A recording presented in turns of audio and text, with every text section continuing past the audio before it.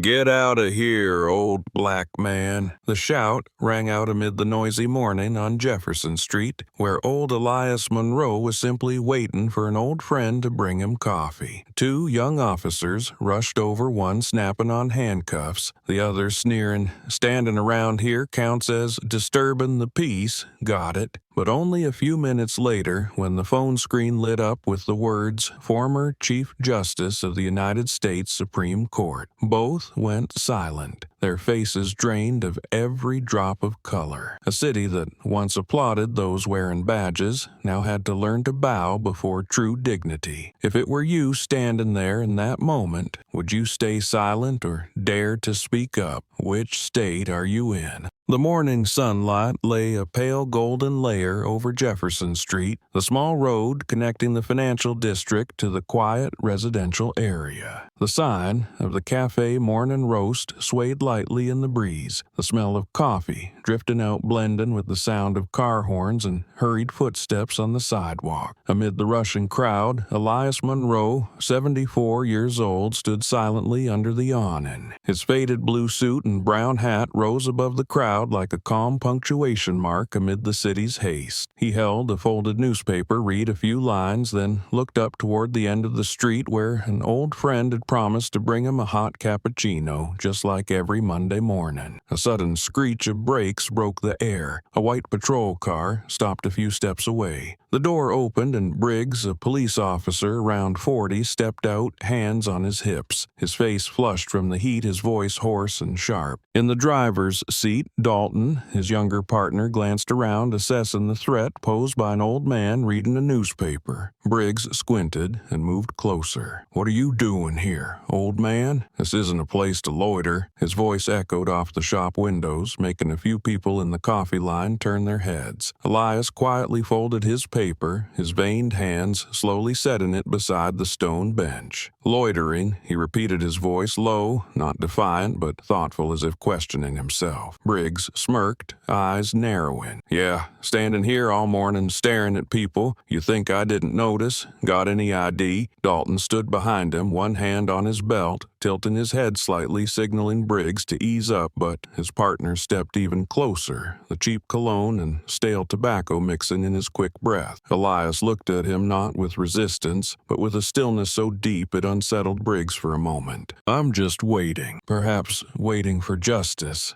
Elias said, his voice quiet yet carrying farther than expected. Briggs froze, then burst out laughing. "Justice. Here? You think this is a courthouse?" A group of students passed by, a few stopping to record the scene on their phones. Dalton frowned and muttered, "Briggs, stop it. He's just an old man." But Briggs waved him off, his tone rising. "I'm following protocol. This area doesn't allow gatherings, especially not loiterers like him. Ask his name." Dalton hesitated, then turned to Elias. "What's your name?" Elias answered slowly, every word clear. "Elias Monroe." Dalton jotted it down quickly and looked up. "You live around here?" The old man nodded faintly, his eyes still fixed on the crowd gathering across the street. Briggs jerked his chin. "I don't care where you live. No one gets to stand here without a valid reason." He snatched the newspaper from Elias's hands, glanced at it, then tossed it to the ground. "Old news. Why bother reading this? Like the world needs more advice from useless men." A light breeze swept through, catching the folded newspaper and revealing a faint headline,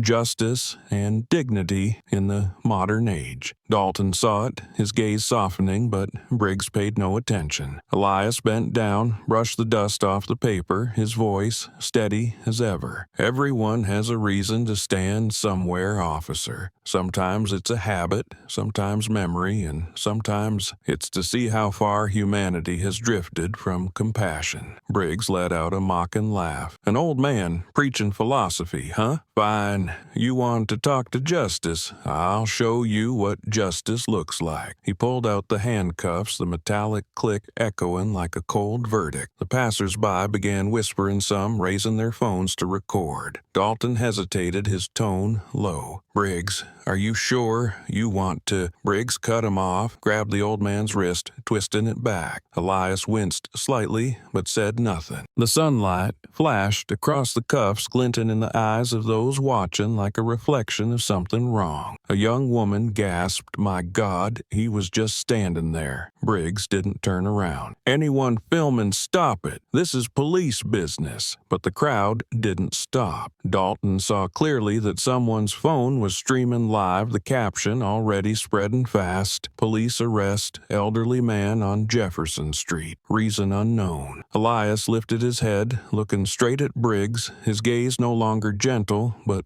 bright under the sun. When people forget what their uniform stands for, justice will find its own way back. The air grew thick. Briggs tightened the cuffs, his voice harsh. "Don't lecture me, old man." Dalton turned away, lips pressed tight. In the distance, a bus horn sounded, and someone in the crowd whispered, "Poor man, he didn't do anything wrong." Inside the cafe, a cup of coffee was just set on the counter. The old friend Elias had been waiting for stepped outside only to freeze at the sight before him. In the golden light of Jefferson Street stood a strange image, an old man in handcuffs while the newspaper at his feet bore the word justice. Everything fell silent for a beat, and in that moment, no one knew that the story beginning there would make the entire city reconsider the true meaning of dignity. Under the awning of the Morning Roast Cafe, light filtered through the frosted glass, scattering into streaks across the gray tiled floor. The sound of Briggs's shoes struck sharply against the pavement, echoing through the air that was growing heavier by the moment. The crowd hadn't dispersed. Some people stopped to watch, others kept recording, while Elias stood still in handcuffs, tilting his head slightly as if listening to the city's hum.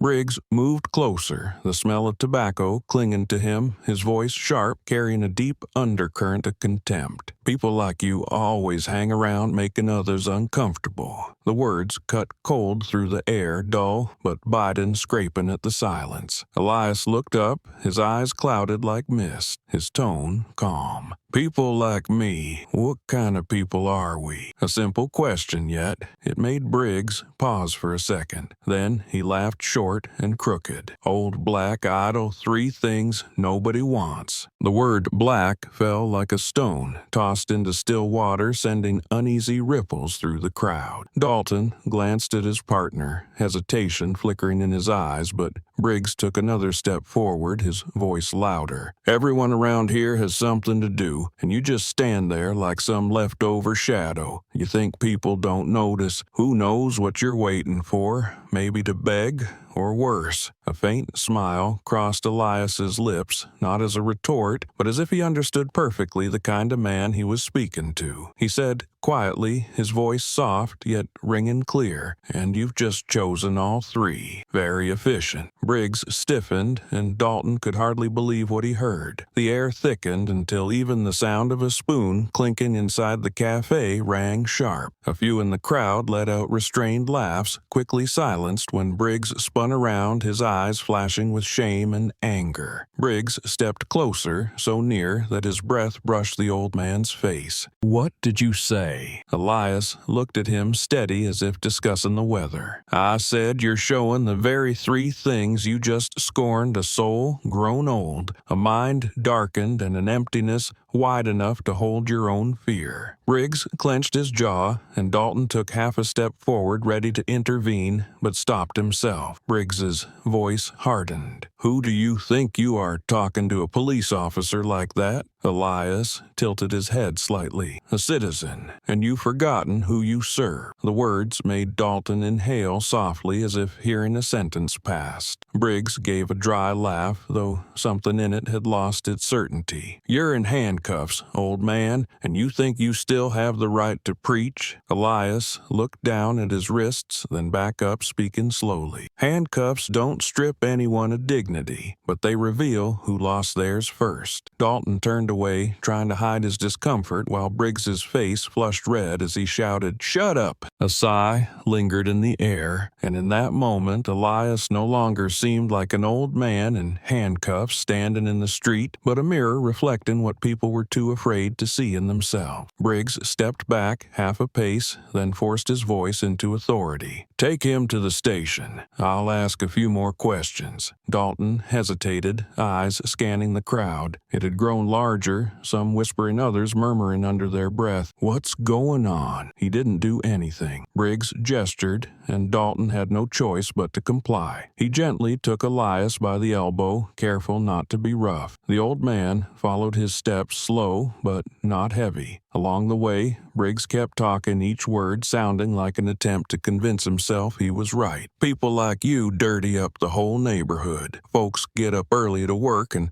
there you are standing around making everyone think something shady's going on. You know what people fear most? Men like you always pretending to be weak while scheming underneath." Elias didn't answer, only looked up at the patch of sky between two tall buildings where a sliver of sunlight slipped through, quietly touching the dusty street. A woman in the crowd called out, "Hey, he didn't do anything. Why arrest him?" Briggs didn't respond, just shot her a glare, and Dalton saw his hands tighten as if afraid his authority would vanish if he didn't hold it firmly enough. Elias turned his head, his eyes met the woman's, and he smiled a tired, gentle smile. Someone captured that image. The photo slightly blurred the frame, trembling but clear enough to show his calm face in the middle of a small storm beginning to rise. As they walked toward the car, Briggs kept muttering his words stuck in his throat. Dalton walked beside him, eyes fixed ahead, his face slowly changing. In his mind, Elias's words echoed, "Handcuffs don't strip anyone of dignity." Each syllable pressed deeper than the sound of car horns or footsteps. On Jefferson Street, people began to whisper the old man's name like a small story taking shape in what had seemed a normal morning. And somewhere within the arrogance in Briggs's eyes, the first seed of confusion began to grow, the feeling he didn't want to name, the fear of seeing himself reflected back. The patrol car reflected the harsh sunlight, the glare on its hood gleaming like a strip of cold metal. The late morning heat made the air quiver, the sound of car horns from the intersection blending with the static hum of the police radio. Briggs stood by the car door, his face flushed red, gripping the radio tightly as if it were the only thing that proved his authority. "Suspicious subject, mild resistance," he said loudly, his tone firm, trying to sound official. The radio crackled, followed by a voice replying, "Confirm location." Briggs glanced around and answered briskly, "Jefferson Street in front of Morning Roast." Dalton stood beside him, sweat beading on his temple, his gaze flicking between Briggs and the elderly man in handcuffs. He spoke quietly, his voice low, as if afraid to disturb the swelling tension in the air. "Briggs, that's enough. Just check his ID and let him go. He didn't do anything." Briggs spun around, his eyes sparking. "You saying I'm wrong? You see how people are looking at us. You want the whole block thinking we're afraid of some old man?" Dalton pressed his lips together, clutching his notepad tightly, the sound of the paper faint against his grip. Elias stood still, his figure smaller, next to the two officers in their bright uniforms. Sunlight etched every crease at the corners of his eyes, but in his gaze there remained an unshaken calm. He slowly opened his wallet, his movements deliberate and gentle, so much so that Briggs thought he was stalling for time. "Have you ever wondered what respect looks like?" The question came softly, yet something in it made Dalton look up. Briggs laughed, dry and sharp. "Respect Don't talk to me about things you don't understand. You're in cuffs. You've lost the right to preach. Elias opened the wallet, revealing a few old photographs, a worn ID card, and a folded document stamped faintly with a judicial seal. Briggs glanced at it, snatched it away, his tone dripping with mockery. I don't need moral lessons from a nobody. He tossed the wallet onto the car seat, then turned back, raising his voice. Go ahead, resist, and you'll find out what it means to defy an officer. Dalton took a deep breath, trying to stay composed. Briggs, you're going too far. Can't you see people are filming? Briggs looked around and saw the glow of phones, the faint click of cameras. Let them. I'm doing my job. Across the street, a middle-aged man raised his phone, the sunlight glinting off its screen and into Briggs's eyes. Hey, you put that down, Briggs shouted, stepping forward. The man backed away but didn't stop recording. Dalton watched a strange feeling rising inside him, as if he were standing at the edge of a cliff and one step would send everything spiraling. Elias glanced at the silent crowd, then turned back to Briggs and said quietly, when you shout like that, people can't hear the law. They only hear the fear inside you. Briggs glared, his shoulders tightening, but he couldn't find a word to say. Dalton turned away, his eyes catching the reflection in the car window, an old man in handcuffs, back still straight, while Briggs loomed beside him like a swollen shadow, blocking out the light. In that instant, Dalton realized they were no longer upholding the law, but performing a cheap display of power in the middle of the street. He tried again. Briggs, you should reconsider. There's no reason to hold him. Briggs replied with a dry laugh. You don't get it. This is how you stop chaos, by teaching useless people like him to be afraid. A bead of sweat slid down Dalton's neck and hit the pavement. He turned to Elias, about to speak, but the old man's eyes stopped him. In them was both compassion and a deep sadness, the kind of look born from having seen this scene too many times to still be surprised. Briggs remained where he was, hand on the radio, muttering something about requesting backup. A woman stepped out of the cafe, her voice trembling. Excuse me, he's a regular here. He didn't cause any trouble. Briggs turned sharply, his voice cutting like a blade. You'd better stay out of this police business. She stepped back, and Dalton exhaled, glancing around to see at least 4 people recording. A child tugged at his mother's sleeve and whispered, Mom, why are they arresting him? The woman bent down but said nothing. A gust of wind swept through, tossing a few newspapers along the sidewalk, one landing open with the words, Human dignity lies not in how one is treated, but in how one responds. Dalton read the line, his chest tightening. Briggs stepped closer to Elias and spoke low enough for Dalton to hear. You think all your moral talk is gonna save you. In this world, respect comes with power, and I've got the power. Elias tilted his head slightly, a faint smile appearing. You're mistaken. Power without morality is just a toxic wind. You'll see soon enough how fast it blows back. Briggs laughed, slapped the car hood, then signaled Dalton to open the door. At that moment, a phone camera clicked again, capturing Elias's gaze, calm and steady, as if he already knew what would follow. None of them realized that from that very second, the video would spread across social media, turning an ordinary morning on Jefferson Street into the spark that would force the entire city to confront how it treated what it called justice. The sun climbed higher, pouring light over Jefferson Street until everything seemed to shimmer like smoke. Heat rose from the asphalt, wrapping around the patrol car parked tight against the curb. The city's noise had faded, leaving only the sound of Briggs's shoes striking the pavement and the static crackle of the radio. Elias still stood there, his shoulders leaning slightly forward under the weight of the cuffs. He said nothing, only watched the passing cars as if none of it concerned him. That silence irritated Briggs, the sense of power in his hands beginning to itch no longer enough to satisfy. He stepped closer, his broad shoulders casting half of the old man's thin frame into shadow, his voice sharp and cutting through the heat. "Move along. You're obstructing a public area." Each word came out heavy, carrying the scent of arrogance and the breath of a man too used to commanding. Dalton stood behind his eyes, weary, watching as bystanders began to murmur, some raising their phones higher, pointing their cameras toward Briggs. Elias turned his head, looked straight at him, his voice low but steady. "A public space belongs to the public officer." The words drifted out softly like a breeze, yet they made Briggs frown before he let out a twisted laugh, the laugh of a man feeling his authority being challenged. "Not when I'm the one enforcing the law," he replied, his hand pressing down on the old man's shoulder, his thumb digging in as a warning. Elias tilted his head slightly, meeting his eyes, the look not defiant but piercing.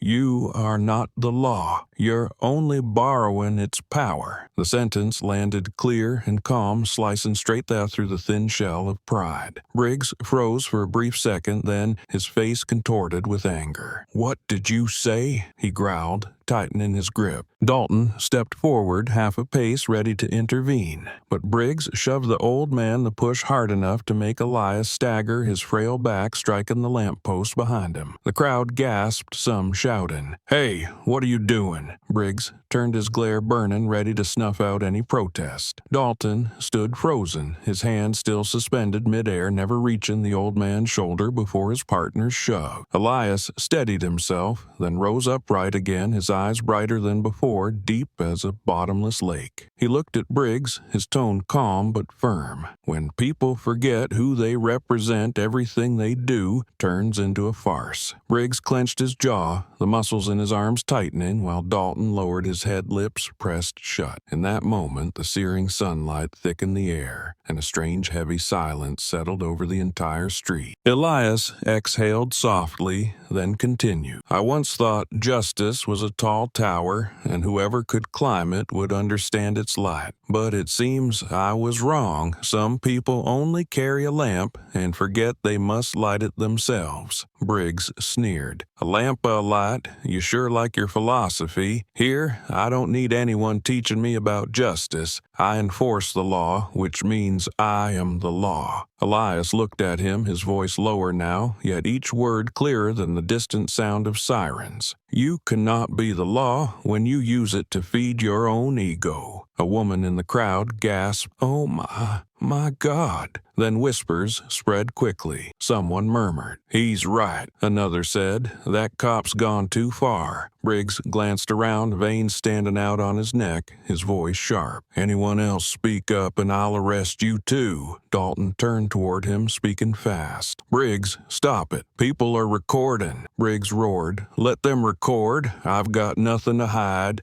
That sentence poured fuel on the flames already burning. Elias looked at him, neither angry nor afraid, his eyes calm with the clarity of someone who already knew what would come. He said slowly, "When a man has to shout to prove he's right, it's because he already knows he's wrong." Briggs froze for a moment, then suddenly grabbed the old man by the collar. Dalton stepped between them, pulling them apart, his voice cracking with strain. "Briggs, do you want to get suspended? There's a crowd there. Our cameras don't push this further." Briggs jerked free, yelling, "So what if there's a crowd? The law isn't in their hands." Elias turned to Dalton, his eyes full of sympathy, as if he could see in the younger officer the last trace of conscience left. Then he looked back at Briggs and said quietly but firmly, "No one owns the law. It stays only with those who deserve it." The words fell, and the street went completely silent. The wind stirred the trees above, scattering leaves around the patrol car. Then a child's voice broke the stillness, innocent yet piercing as a needle. Mom did. The policeman hurt him. Briggs whipped around, a flicker of panic crossing his face before he hid it behind his hardened glare. Dalton looked around and saw dozens of phones pointed their way. A line had been crossed, not by a shove, but by the moment power tore its own mask apart. Elias still stood there, his shoulders trembling slightly, yet his gaze unwavering, leaving Briggs with a hollow chill inside his chest. A light breeze passed, carrying heat from the street, and in that bright glare,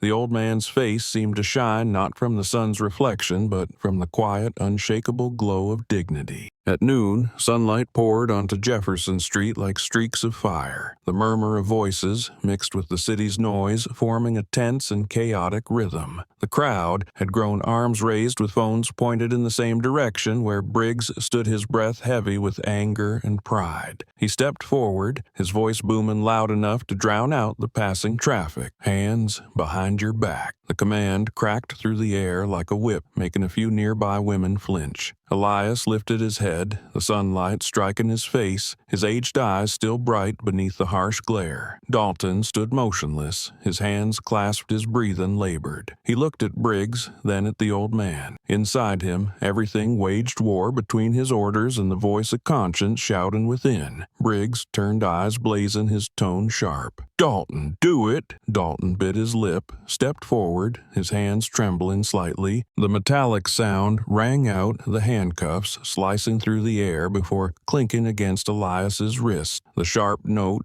echoing through the long silence. The cold metal made the crowd shiver faintly. Elias didn't resist, didn't pull away, only looked at Dalton, his voice low and steady. "Don't let them make you forget who you are." Dalton lowered his gaze, avoiding the old man's eyes, his grip tightening on the cuffs as if willing them not to exist. Briggs stepped closer, his voice hoarse with agitation. "Hope you feel honored being arrested in broad daylight. Not everyone gets an audience." A dry laugh broke out, uncertain whether from him or the emptiness of his authority. Someone in the crowd blurted, "God, he's an old man." The voice struck the air like a spark in thick smoke. Others joined in shouts of protest, mingling with the sound of recording phones, creating a wavering symphony between justice and humiliation. Elias turned toward the cameras, the light falling across his face, deepening the calm lines carved by aid. He spoke softly, each word clear above the noise. "Honor doesn't need a uniform,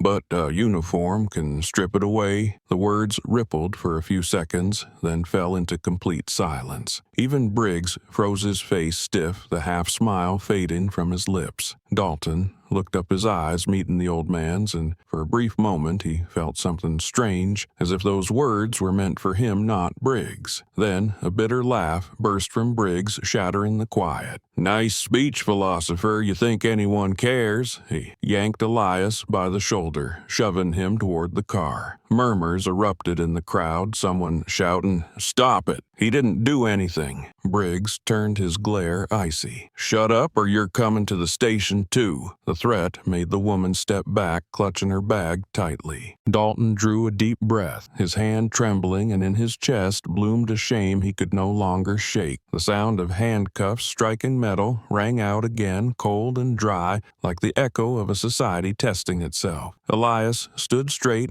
offering no resistance, his head slightly raised, eyes turned toward the crowd. "Perhaps the worst thing," he said softly, "is when people use power to forget their own self-respect." His words shattered the air into 1,000 whispers. Briggs stepped back, shouting, "Shut up!" Yet even he could hear the tremor in his own voice. A child tugged at his mother's sleeve, asking quietly, "Mom, what did he do wrong?" The woman bent down but didn't answer. Dalton watched the scene, his lips pressed tight, his gaze drifting over the rows of people lining both sides of the street. He saw the phones still raised, recording every breath, every movement. In the blazing sunlight, the old man's face seemed to glow strangely bright, like the last trace of light among silhouettes fading into hatred and pride. Briggs gripped his radio hard, his voice sharp. "Take him to the station. Charge him with resisting and obstructing an officer." Dalton looked at him, his eyes turning cold, but he still nodded, knowing he was trapped between two lines, duty and conscience. Elias tilted his head, his voice low but clear in the heavy air. "You can arrest me, but you can't arrest people from seeing you." Briggs clenched his fist, his knuckles turning white. The sound of the cuffs echoed again, spreading through the air like a heavy tolling bell. Everyone stood still, and only the hum of recording devices continued. An elderly man in the crowd said, murmuring to the person beside him, "The day justice is humiliated in broad daylight, we all become guilty." Briggs didn't hear or pretended not to. Elias closed his eyes, feeling the chill of the metal on his wrists as if listening to the heartbeat of a society that had just seen its true face, distorted, self-satisfied, and trembling in fear of its own reflection.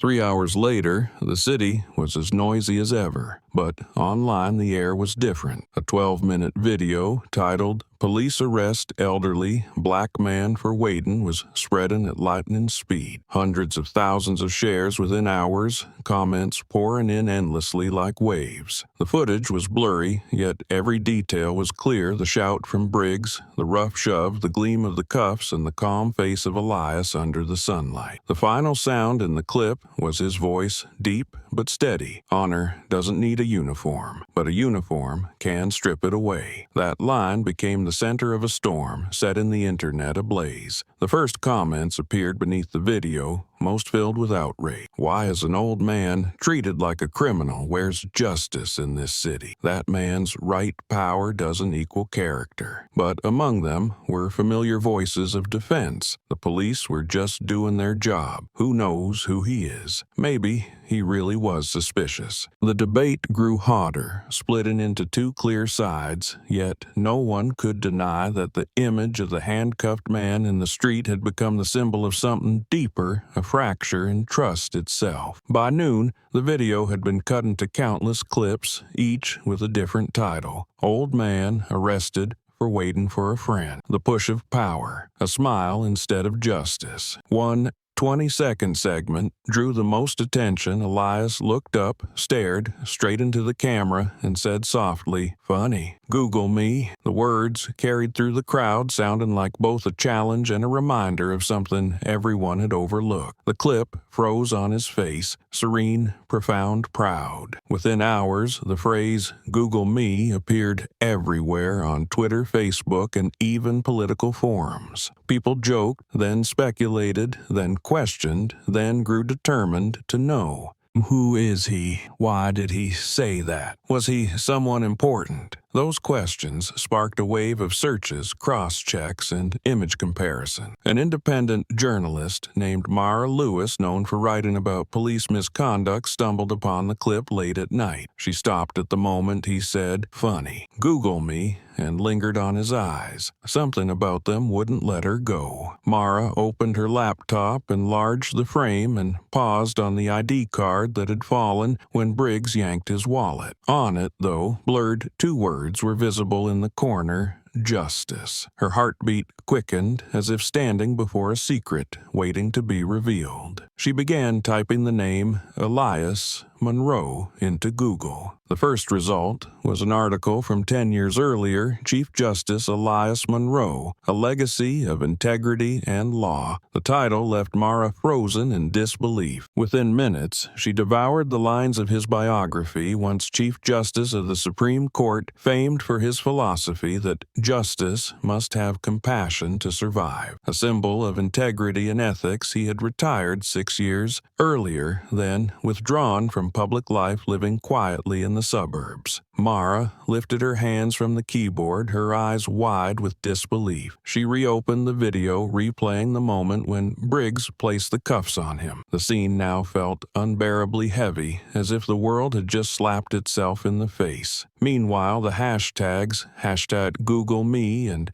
#LoiteringJustice, began climbing to the top of the national trends. Users everywhere were sharing the clip, flooding it with comments: "A society that loses respect for the man who once protected it. If he really was the Chief Justice, this is the year's biggest scandal. Justice was handcuffed today, but thank God someone recorded it." Online outlets jumped in, releasing stories with grim headlines, from the symbol of law to the victim of petty power. At the Jefferson police station, Briggs still had no idea what was unfolding. In his office, he sat leaning back in his chair, holding a cup of cold coffee, his face smug. Dalton sat across from him in silence. The phone on the desk buzzed nonstop with news alerts, comments, and posts, but Briggs ignored them, muttering, "Just an old man with a taste for philosophy, nothing worth the noise." Dalton glanced over his expression heavy, his heartbeat quickening, as a familiar image flashed across the screen. Elias's face on every major outlet with a headline beneath it reading, "Former Chief Justice Elias Monroe, detained in public altercation." The room went silent. Briggs froze the cup, slipping from his hand and shattering on the floor, black coffee spreading across the tiles. Dalton looked at him, his voice low. "You just arrested the man this country once stood for when he entered a courtroom." A chill ran down Briggs's spine. Outside, social media was still in flames, every comment striking like a hammer against his pride. And somewhere in a small quiet room where Elias sat alone, sunlight touched his aging hands still marked by the cuffs, the very symbol that had made an entire nation confront its own reflection. Cold, fluorescent light poured over the narrow interrogation room, the white walls pale enough to reflect a faint gray hue. The sharp scent of disinfectant hung thick in the air, making every breath heavy. Elias Monroe sat upright at the metal table, his wrists still cuffed, red marks visible on his wrinkled skin. He said nothing, his back straight, his calm gaze so steady that it felt as if he were the one conducting the interrogation. The clock on the wall ticked rhythmically, each sound striking the gap between power and conscience. Briggs paced back and forth, his shoes hitting the floor with a dry, hollow rhythm. He was angry at the silence, at that unflinching gaze, at the creeping loss of control eating away at him. He stopped, planted both hands on the table, and leaned close to the old man's face. "Your name, say it, His voice cracked through the small room, making the light above tremble faintly. Elias lifted his head, his eyes calm as still water. Briggs slammed his hand against the table, the echo lingering, but Elias didn't move. No reaction, no defense, no fear. "You think you're better than everyone," Briggs growled, sneering. "I asked for your name, not your philosophy." Elias looked at him, a faint smile appearing on his lips, soft as breath. "Go ahead, search. Your friend Google knows." Briggs froze for half a second, then let out a mocking laugh. "Google, huh? Who do you think you are, that anyone should know your name?" Elias tilted his head slightly, his eyes never leaving him. "You'll be surprised soon enough." The room fell silent. Dalton sat in the corner watching the exchange with a strange feeling like a wave building beneath the surface unnoticed by Briggs. He saw the quiet confidence in the old man's smile, the slow passage of time testing his colleague's arrogance. Briggs frowned, his voice hoarse, trying to mask his unease. "All right, let's see. Elias Monroe sounds fancy." He glanced at Dalton and spoke in a commanding tone. "Look him up. Check if he's got a record." Dalton took out his phone, his palms slightly damp. He opened the browser, typing the name slowly, Elias Monroe. The blue light from the screen glowed against his face, making the room seem colder. Briggs crossed his arms, smirking, waiting. Elias sat motionless, eyes forward. Dalton read the first result, then froze, his muscles tightening. The top line displayed in bold, Elias Monroe, former Chief Justice of the Supreme Court. Beneath it were dozens of articles and photos, him in a black robe speaking before the Supreme Court, surrounded by applause from the legal community. Dalton inhaled sharply, his eyes wide, his lips parting soundlessly. Briggs noticed the shift in his expression and stepped closer. What is it?" Dalton didn't answer, only turned the phone toward Briggs. Briggs leaned down, his eyes scanning the words. For a few seconds he couldn't speak. His body froze, his hand gripping the edge of the table until his knuckles turned white. The air in the room seemed to solidify. The clock on the wall ticked louder with every beat. Briggs tried to swallow, but his throat locked. What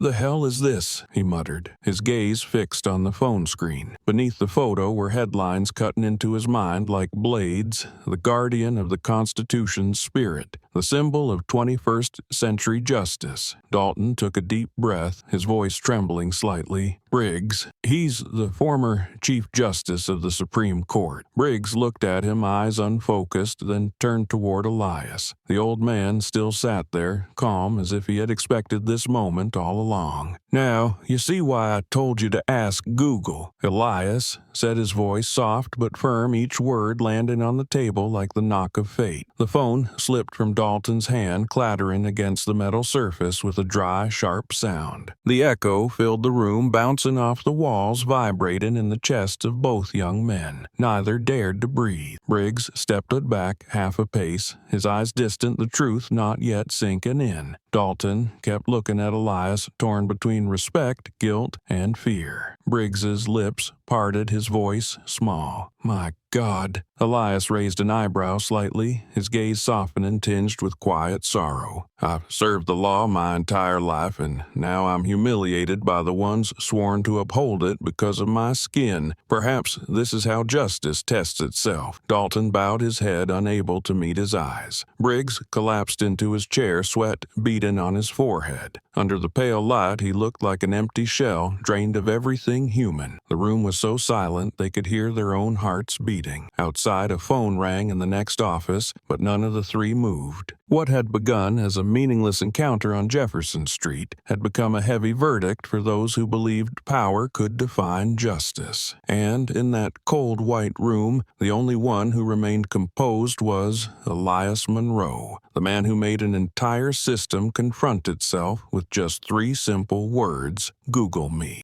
The interrogation room was drenched in cold white light, the ceiling fan turning slowly, its steady whir the rhythm of tension itself. Briggs stood frozen, his hands trembling, beads of sweat forming on his forehead. His eyes darted between the glowing phone screen and the calm, steady face of Elias Monroe. In that brief moment, everything inside him collapsed. He opened his mouth, his voice rough and breaking. You're really Justice Monroe?" The question came out like a confession, trembling heavy with guilt. Elias remained seated, his back straight, his gaze gentle yet deep, as if seen straight through the mask of arrogance and into the hollow beneath it. "I was," he replied, his voice warm and even like the wooden chime of an old church bell. "Now I'm just a citizen you've forgotten to respect." Briggs stiffened, the words hitting him like a slap. They weren't loud, but their weight seemed to shrink the small room around them. Dalton stepped back toward the wall, the phone still in his hand, his eyes fixed on the old man with a mix of awe and dread. "My God," he stammered, "we didn't know." Elias tilted his head slightly, a faint weary smile crossing his lips. "That's the tragedy of power. It remembers fear, but forgets reverence." The words pierced the air like a needle, deflating the illusion of authority. Briggs bowed his head, his heart racing, flashes of every moment he had abused his badge, flooding back every shout, every shove, every pair of undeserving wrists he had cuffed. He stared at his own hands, the same hands that had made injustice a habit now trembling. Dalton stayed silent, the look in his eyes one of painful realization. They both understood then. The man before them wasn't just an old judge, but a mirror, reflecting the sickness of their profession, arrogance, ignorance, and the loss of justice's soul. Elias looked at the two men, his eyes calm but sharp. "When I sat as Chief Justice, I once said something no one seemed to hear," he said quietly. "The law is only strong when those who enforce it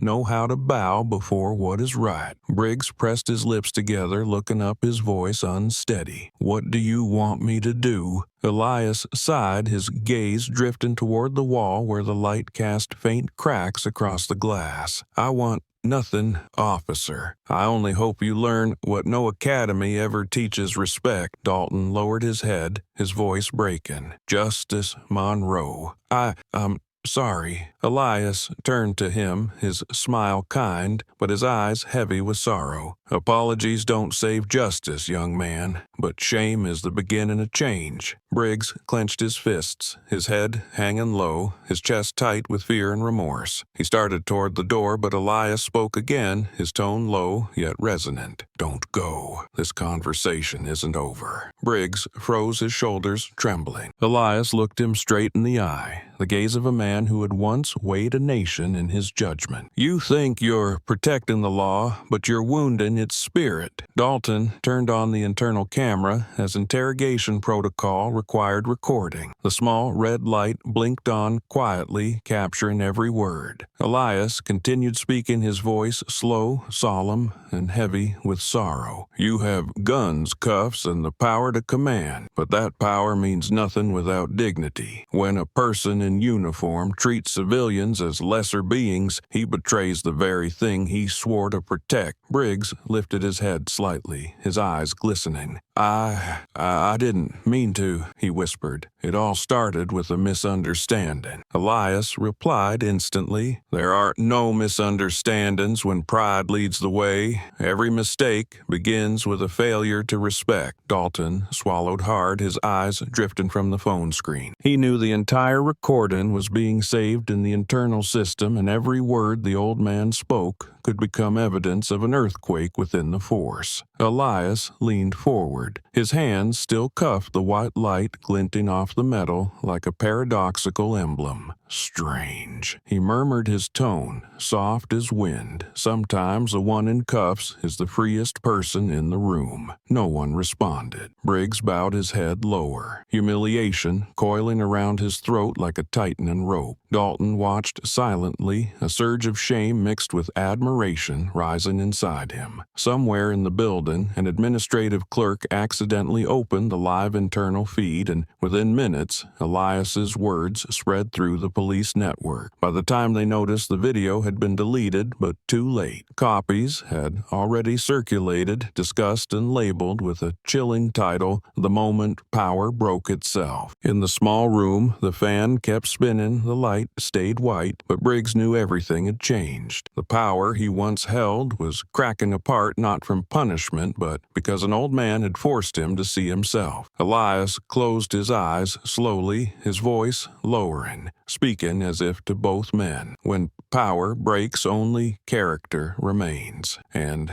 that is what defines a human being. The conference room at the police department was packed. The glass doors shut tight as if to block out the noise outside, yet the tension inside grew hotter with every phone call. Harper, the head of communications, stood at the front of the table, her voice cold and brisk as she ordered an immediate crisis response, demanding that all videos be collected, the internal system locked down, and 2 public statements prepared, one offering a temporary apology and promising an investigation, the other asserting that the officer's actions were justified if evidence supported it. As she spoke, her eyes swept across the 2 trembling men, catching the sweat on their foreheads like traces of a mistake that could turn into disaster. Briggs stepped back, his voice breaking into a plea. "If that clip gets out, we're finished." A confession that they had never prepared for truth, only for hiding behind procedure. Whispers came from the corner. Someone suggested calling a lawyer. Another urged to suppress the story at all costs.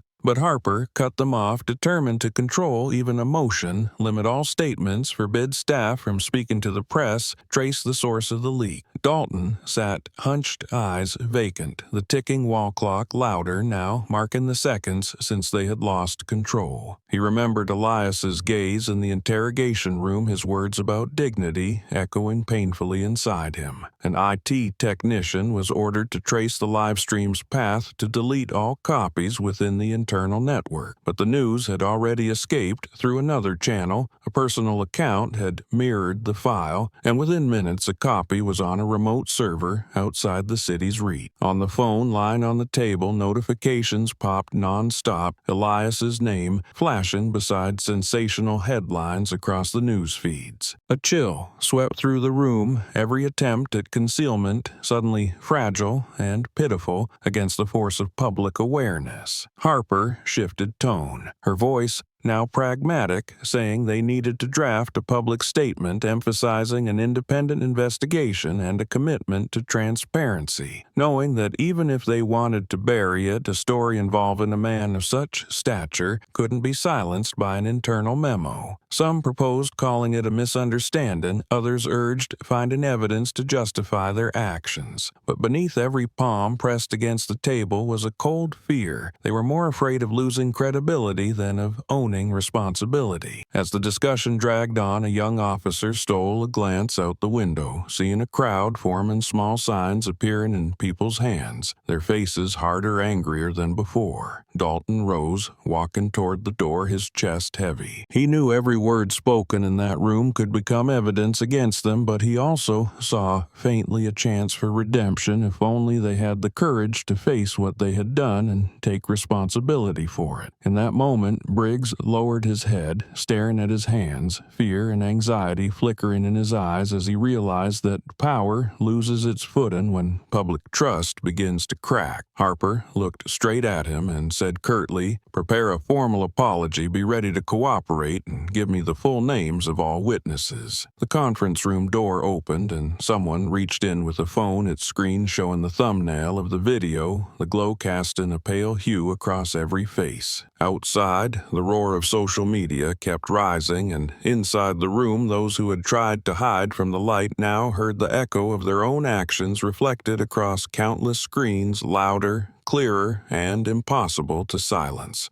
Dalton sat still in the stifling room that smelled of cold coffee and paper, the fluorescent light washing his face in pale white. Outside, footsteps clicked and keyboards clattered rapidly, the rhythm of panic spreading through the building. People hurriedly debated how to save the department's reputation, blocking posts, deleting articles, controlling comments, while Dalton stared at the handcuffs on the table, his eyes hollow, drawn elsewhere. He remembered the look in Elias Monroe's eyes, silent but heavier than any verdict. In that instant, he felt like a child caught in his own wrongdoings, unable to hide. The old man's words still echoed in his ears. Shame is the beginning of change. He realized that it hadn't been meant for Briggs alone, but also for him, the one who stood by silent, choosing comfort over conscience. He remembered Elias sitting still in the interrogation room, his back straight, his cuffed hands radiating a quiet authority that made both officers lower their heads. That authority didn't come from power, but from the calm of someone who no longer needed to prove himself. Dalton had once thought the law was a shield, but today he saw it could also be a mirror reflecting the weakness of those meant to uphold it. A weight of guilt swelled inside him, something urging him to make it right, to overcome his fear, and finally speak the truth. The conference room door burst open, and a few young staff members rushed in with stacks of files, sweat glistening on their faces. Among them was a small woman with her hair tied back, working in the communications unit. She sat quietly in the corner, listening to the frantic talk about deleting the video, spinning the narrative, and controlling the story before it controls us. But when someone mentioned permanently erasing the original, she looked up, a spark flickering in her eyes. She knew that what they wanted to bury wasn't just a mistake, it was a truth the world had a right to see. While Harper was lowering her voice to issue orders, the young woman unlocked her phone, tapped quickly,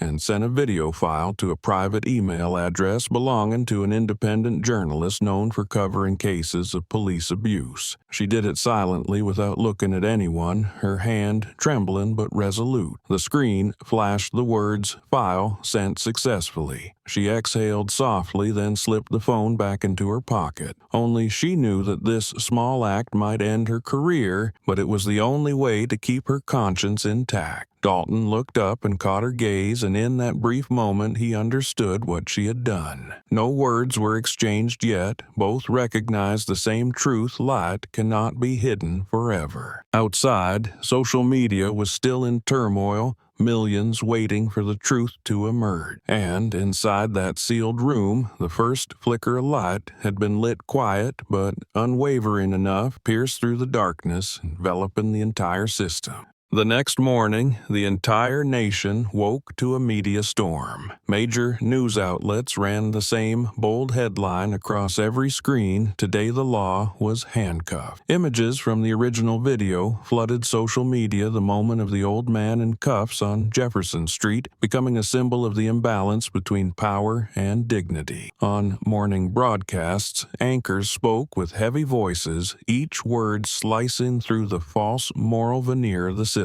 One live segment replayed the instant Elias looked into the camera, his words, "Honor doesn't need a uniform, but a uniform can strip it away," used as a subheadline that left viewers silent. Public outrage exploded. Hundreds of thousands of comments poured in within hours, some angry, some bitter, some in tears amid the rush of the morning. A social activist wrote, "He once held justice in his hands, and today justice turned its back on him." Local news servers crashed while hashtags #Justice for Elias and #Loitering Justice dominated search rankings. Television debates ran for hours as legal scholars and former judges spoke out, many admitting they had studied under Justice Monroe, and their silence now felt like guilt. The Jefferson City police chief appeared at an emergency press conference, his face tense, reading a statement announcing an independent investigation into the officer's conduct. In the press room, dozens of microphones pointed forward, flashes went off nonstop, and a reporter's cold voice rang out, "Do you realize today is the day people lost faith in a badge they once trusted?" Amid the uproar, the police headquarters was surrounded by hundreds of protesters carrying signs high in the sunboards reading, "Respect is not a uniform." In the crowd, a group of law students stood reading the Constitution aloud, their voices rising above the horns and chants of justice for Monroe. From a window inside the station,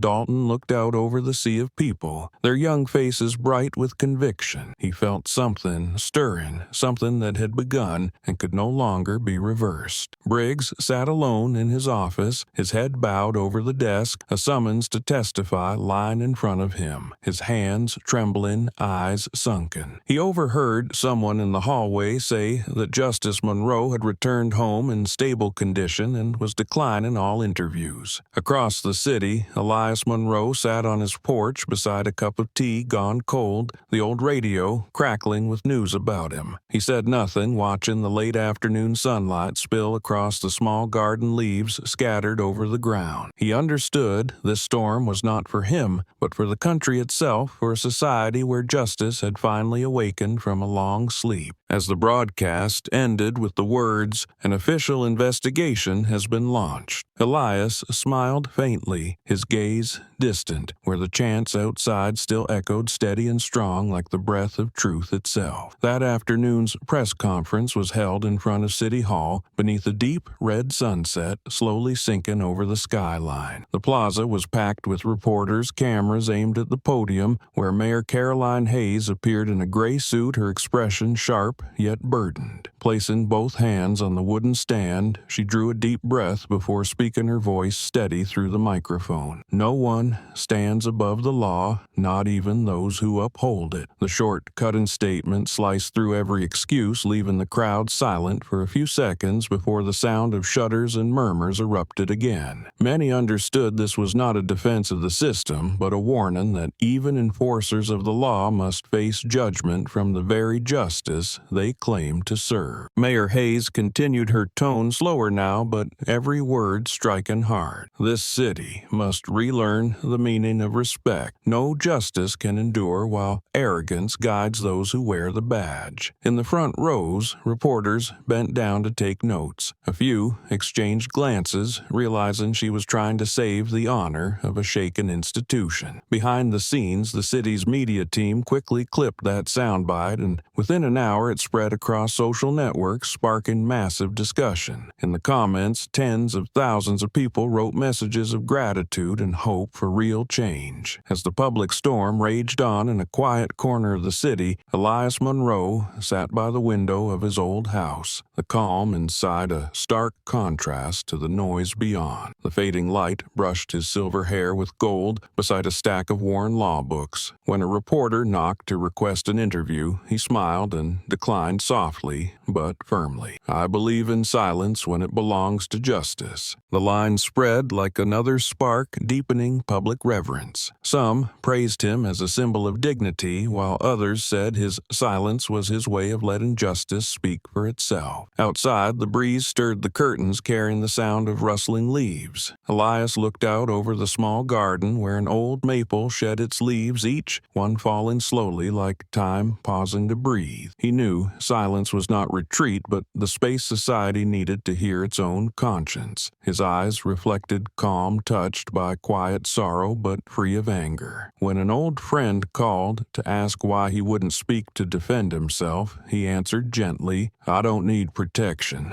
What must be protected is the justice I once served." Across the street, a few passers-by stopped, glancing toward the window where the old man sat thoughtful and still as dusk settled. And in that silence, the entire city seemed to hear something deeper, the sound of truth needing no voice, yet reaching every heart. The press conference took place in the grand hall of the Jefferson City Police Department, where the glare of camera lights lit up every tense face. Hundreds of reporters crowded together, notes folded hastily. Microphones clustered across the podium. Police Chief Raymond Keller stepped forward, his face darkened by sleepless nights, his voice low, hoarse, and deliberate. "On behalf of the Jefferson Police Department, I extend my deepest apologies to the public, especially to Justice Elias Monroe," he said. Pausing for a breath, "We acted wrongly and we have damaged the trust the public placed in us." The words hung in a heavy silence, broken only by the click of cameras and the frantic scratching of pens. Behind him, the words,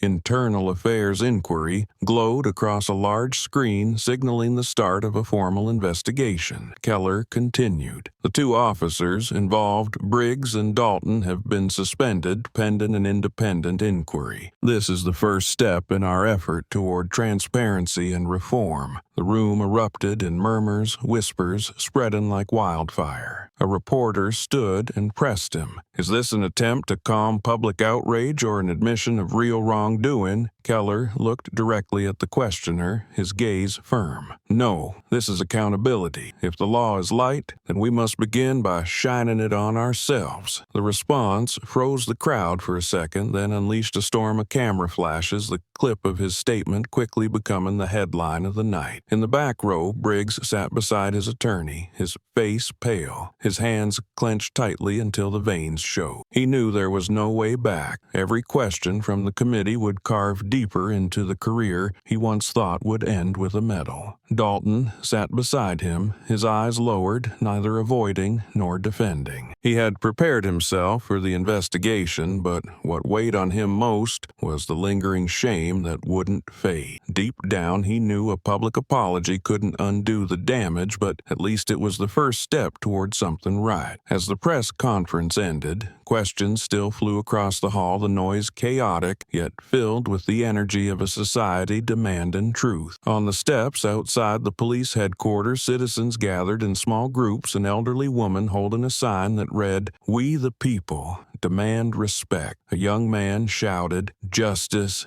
doesn't take a day off." The chants echoed off the stone walls, rolling down the street heavy yet bright, like the sound of a city finally beginning to awaken. Inside his office, Keller removed his badge and placed it on the desk. He looked out through the glass window, watching the trees cast long shadows across the parking lot, his heart heavy yet oddly calm. He understood this was no longer about two officers, it was a test of conscience for the entire institution. On the television screen in the corner, the image of Elias Monroe appeared again, those steady eyes still facing the camera, as if silently witnessing the process of justice cleansing itself. The question came from the middle of the packed auditorium just as the press conference seemed about to end. A reporter from the Washington Times stood up, his voice carrying clearly over the microphones. Justice Monroe, in your view, was this an act of racism or arrogance of power? The room fell utterly silent, every gaze turning toward the elderly man with white hair sitting in the front row, the same man who only days before had been treated as a nobody on the street. Elias lifted his head slightly, the lights catching his gentle features, but his eyes shone bright and deep, like a mirror reflecting the conscience of everyone present. He slowly set his glass of water down, his fingers trembling faintly, yet his voice steady. They are two sides of the same coin. The words, brief and sharp, hung in the air like a statement of truth, and the entire room froze. A journalist quickly scribbled the line into his notebook. Others glanced at each other, and the television cameras zoomed in, framing the wrinkles at the corners of his eyes, marks of the years he had weighed justice for a nation. Elias continued, his tone deep, carrying the weight of a man who had seen too much. When people grow used to seeing others through the color of their skin, they soon learn to see justice through the lens of power. And when that happens, both die at the same time. The words cut through the air, stripping away every layer of pretense, forcing everyone to confront something far deeper than a pair of handcuffs, a badge, or a title. Outside, a car horn echoed faintly like a rhythm, underscoring the reflection spreading beyond those four walls. Reporters pressed for more questions, but Elias gently raised his hand, his calm gaze enough to silence the room. He spoke more slowly now. Racism doesn't live only in words. It lives in a glance, in the way a person is valued before they even speak. And arrogance is believing you have the right to do that. Several people lowered their heads, unsure whether from respect or shame. On social media, the clip was uploaded within minutes, flooded with thousands of comments. Many called it a line worthy of being etched into moral textbooks. A high school student wrote, "For the first time I understand what justice means, not from a book but from the eyes of an old man in handcuffs." After the conference, Elias stepped outside the evening breeze, brushing softly across the steps of the building. A young reporter hurried after him, asking if he still believed in change. He stopped, smiled, and said, "I believe in people, but that requires them to look within themselves." He walked on through the silent crowd, his slow, steady steps carrying the grace of a symbol, emerging from the past, reminding the present that justice is not carved in stone, but lived in how a society chooses to see one another as equals. And that evening, his words, two sides of the same coin, continued to echo across broadcasts like a bell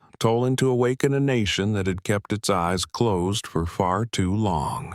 The internal investigation room was on the third floor of the police headquarters, where the curtains were always drawn, and no one was allowed to bring a phone inside. The air was thick, every rustle of paper sounding like the slow heartbeat of something under strain. On the table lay stacks of old files, most yellowed with age, filled with cramped notes and signatures long ignored. The head investigator, Mrs. Morris, wearing glasses, began reading from the report in a calm, cold voice. 3 complaints of verbal abuse toward African Americans, 2 incidents of unnecessary use of force while on duty, 1 temporary suspension for loss of control. The room went silent. Briggs sat with his head bowed, his hands tightly clasped, his face pale and damp with sweat. Mrs. Morris's words echoed steadily, dry and sharp, exposing a pattern of misconduct the system had chosen to forget. A member of the committee asked, why were these incidents never properly addressed? The question landed like a blade. Mrs. Morris looked up, her eyes weary. Because people fear scandal, fear losing their image, and fear admitting they were wrong. No one spoke. Briggs exhaled heavily, lifting his head, eyes red. I never thought things would end up like this. I did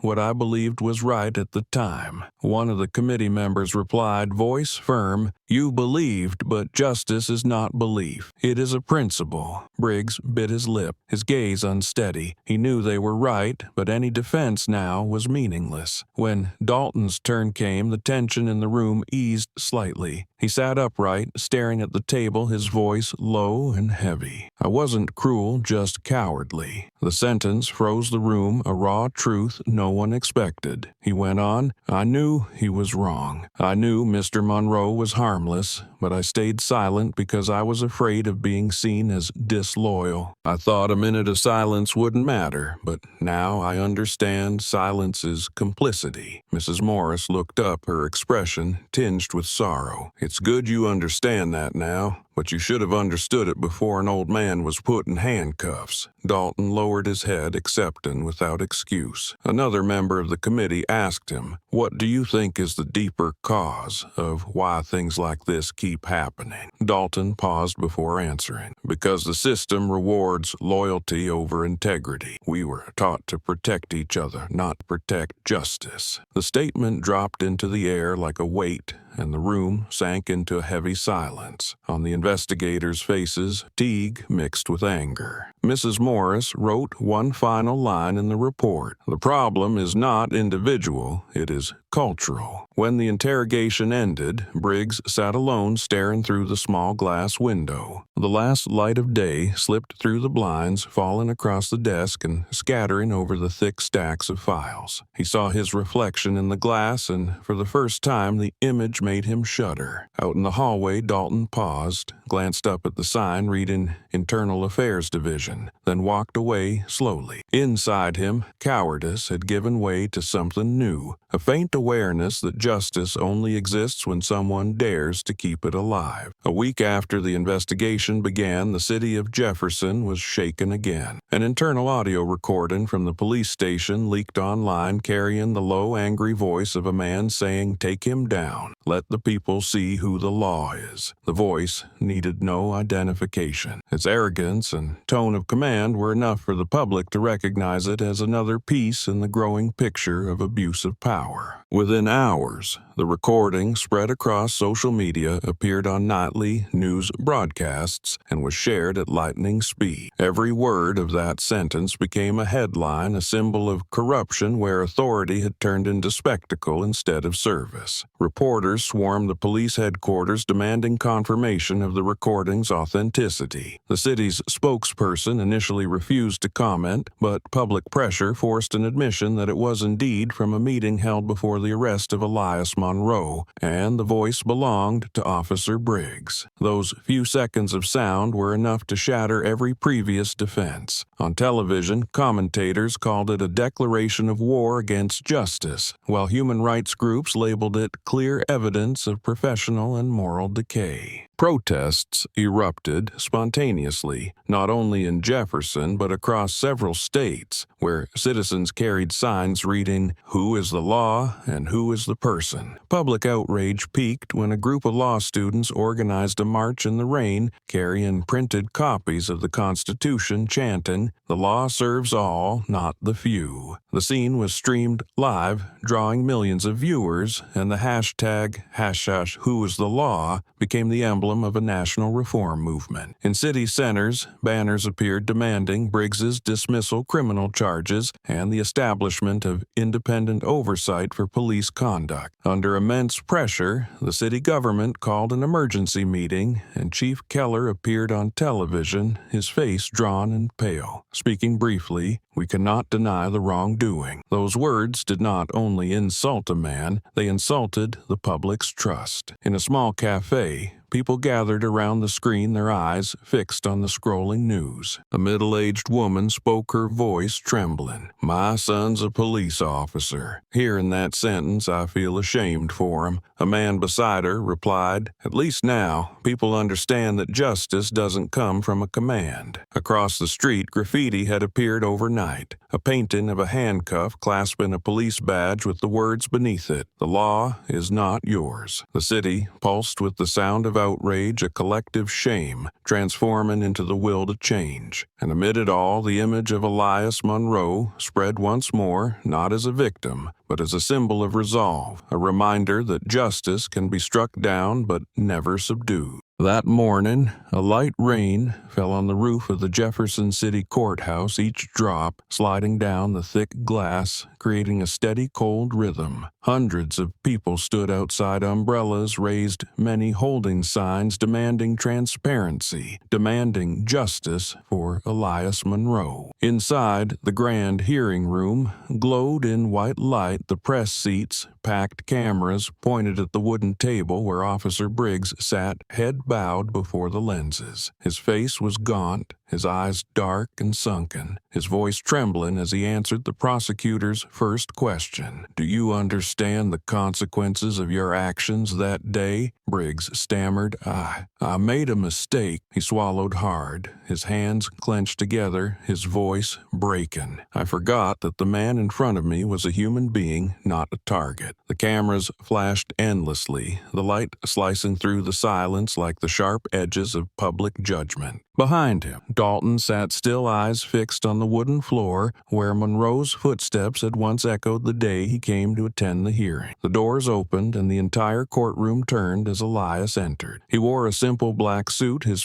pace slow and steady, needing no assistance. Every step he took silenced the room as if a symbol had returned to the very place that once defined justice, now reminding it what that word truly meant. He nodded gently to the judge, then took his seat in the witness row, his expression calm, his lips curved in a faint smile. Briggs glanced up, and for a fleeting moment he no longer saw the man once handcuffed in the street, but the embodiment of justice itself, the very ideal he had sworn to serve and betrayed. Elias's attorney stepped forward, requesting permission for his client to speak. When granted, he rose, his voice measured and solemn, carrying through the quiet room, "Mr. Monroe is not here for vengeance. He is here to remind us that justice is not meant to be worshipped but lived." The courtroom fell silent, many in the legal community exchanging glances as though a hidden chord of conscience had just been struck. The judge nodded and invited Elias to speak. He stood, resting one hand on the table, his tone deep and steady. "I do not wish to see anyone destroyed for a mistake, but I want this entire system to understand. This mistake was not born from one man, but from the habit of devaluing humanity." Each word landed like a hammer against stone, slow, firm, and resonant. Outside the courthouse, the crowd listened through the loudspeakers, the sound of rain mixing with his voice. A society cannot be strong if its laws do not bow before human dignity. When he finished, the entire courtroom rose to its feet. Some placed their hands over their hearts, others wiped away tears. Briggs lifted his head, eyes wet, and in Monroe's gaze he felt something close to forgiveness, though no word had been spoken. The judge called for a recess to review new evidence. The gavel's echo rolling across the high ceiling, long and heavy, a judgment not only for the man but for the system itself. Elias stepped out of the courthouse, the rain still falling, and as he lifted his face to the cold drops, his expression was serene as though he had just returned justice to where it truly belonged. The courtroom fell into silence as Elias Monroe rose to his feet. The light from the window casting across his face, each wrinkle etched like a line of time. His gaze swept the room where those who once held the power to judge now sat with their heads bowed before the man they had once humiliated. His voice rang out deep and steady, every word sharpened by decades of reason and dignity. "I did not come to punish, but to remind you the law is only strong when it knows how to feel shame." The sound reverberated, touching the thick wooden walls before dissolving into the air, but its echo seemed to pierce through the layers of every uniform and suit in the room.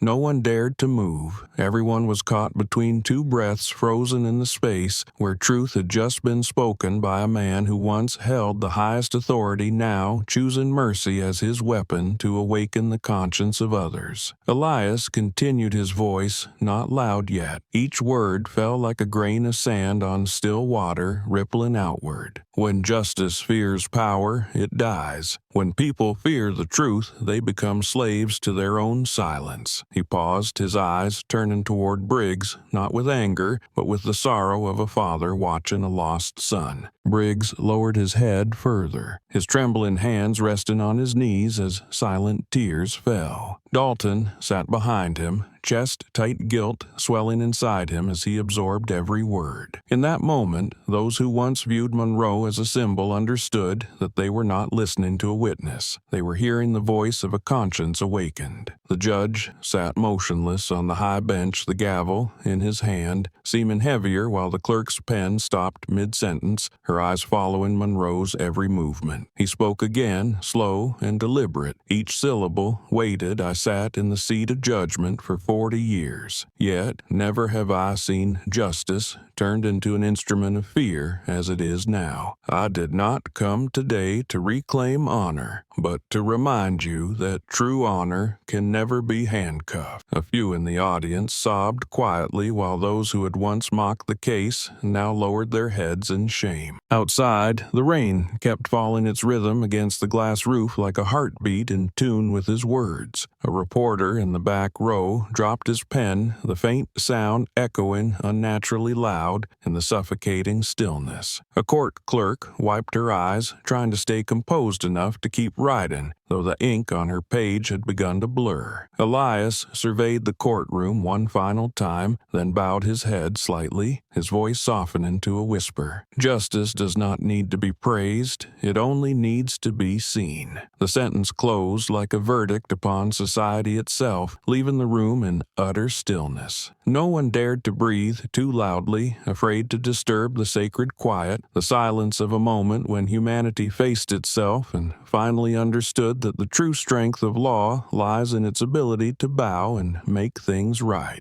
A week after the hearing, Jefferson lay under a heavy air in which everyone could sense that change had begun. That morning, the local television network aired a special report announcing the results of the investigation. Police Chief Keller appeared on screen, his face noticeably aged, his voice weary but firm. After reviewing all the evidence, the disciplinary board has decided to terminate Officer Briggs and demote Lieutenant Dalton to administrative duty. This is not an act of retribution, but a necessary step to restore public trust. When his words ended, the studio fell silent for several seconds before the anchor slowly read the subtitle. For the first time, the Jefferson Police Department publicly admits wrongdoing. At headquarters, Briggs sat alone in a small room, the light slipping through the doorway and glinting off the badge that had been removed from his chest. He stared at it for a long time before setting it down, his hand trembling. Images flickered through his mind, the shouting that day, Elias's calm face, Dalton's eyes, the sound of the judge's gavel. He understood that things had not ended with a disciplinary order, but with the collapse of the faith he once thought unbreakable. Dalton entered holding his own demotion letter, his expression tired but calm. "Maybe it's for the best," he said quietly. "Sometimes you have to lose everything to learn how to start over." Briggs didn't answer, only nodded slightly, his eyes fixed on the window where the first drops of summer rain had begun to fall. Meanwhile, the video of Elias Monroe's arrest reached over 60 million views within a week, becoming a digital era symbol of justice. The comments overflowed with awakening. Some praised his composure, others shared it with the caption, "When justice has a human face." Law schools began using the footage in ethics lectures with many students, noting down Elias's words. "The law is only strong when it knows how to feel shame." The image of the old man standing calmly in the street as two officers shouted at him appeared on the cover of the New Yorker under the headline, "The Day Justice Looked Back." Jefferson itself had changed. On the wall of police headquarters, the city hung a new bronze plaque engraved with the words, "Respect, responsibility, dignity." A brief ceremony was held where Chief Keller bowed his head before an emblem of justice, beside which stood Elias Monroe, invited as a guest. He said nothing, simply stood there, his gaze resting on the polished badge, framed behind glass as though looking at the power once entrusted and misused. That evening, Elias returned home, the porch light casting a soft glow on the old trees outside. He sat down on his familiar wooden chair as the old radio played the day's final news report. The anchor's voice said, "An incident that made a nation question its own pride and dignity." He listened quietly, the corner of his mouth curling into a faint, bittersweet smile. Though the noise had faded, he knew what had happened today would become a lesson for generations to come. The night rain began to fall softly, and in that silence, justice seemed to have finally found its own voice again. National media overflowed with dense headlines throughout the week, each outlet framing the story in its own way. But the most striking came from the front page of the Washington Post. The man who once handcuffed justice is now handcuffed by it. The line was shared by millions, not for its harshness, but for its profound symbolism. The image of Briggs leaving headquarters, wrists loosely restrained for processing, appeared on the evening news like a perfect reflection of justice's cycle, slow, silent, but always returning. Television commentators went beyond simple reporting. They dissected the entire system, analyzing how one seemingly small act on Jefferson Street had forced a nation to confront its own conscience. A historian remarked, "History often repeats itself, but this time justice stood up at the right moment." During public discussions, people kept mentioning Elias Monroe's name, but he remained completely silent. No interviews, no opinion pieces, no appearances, only solitude in his small suburban home with its maple-covered garden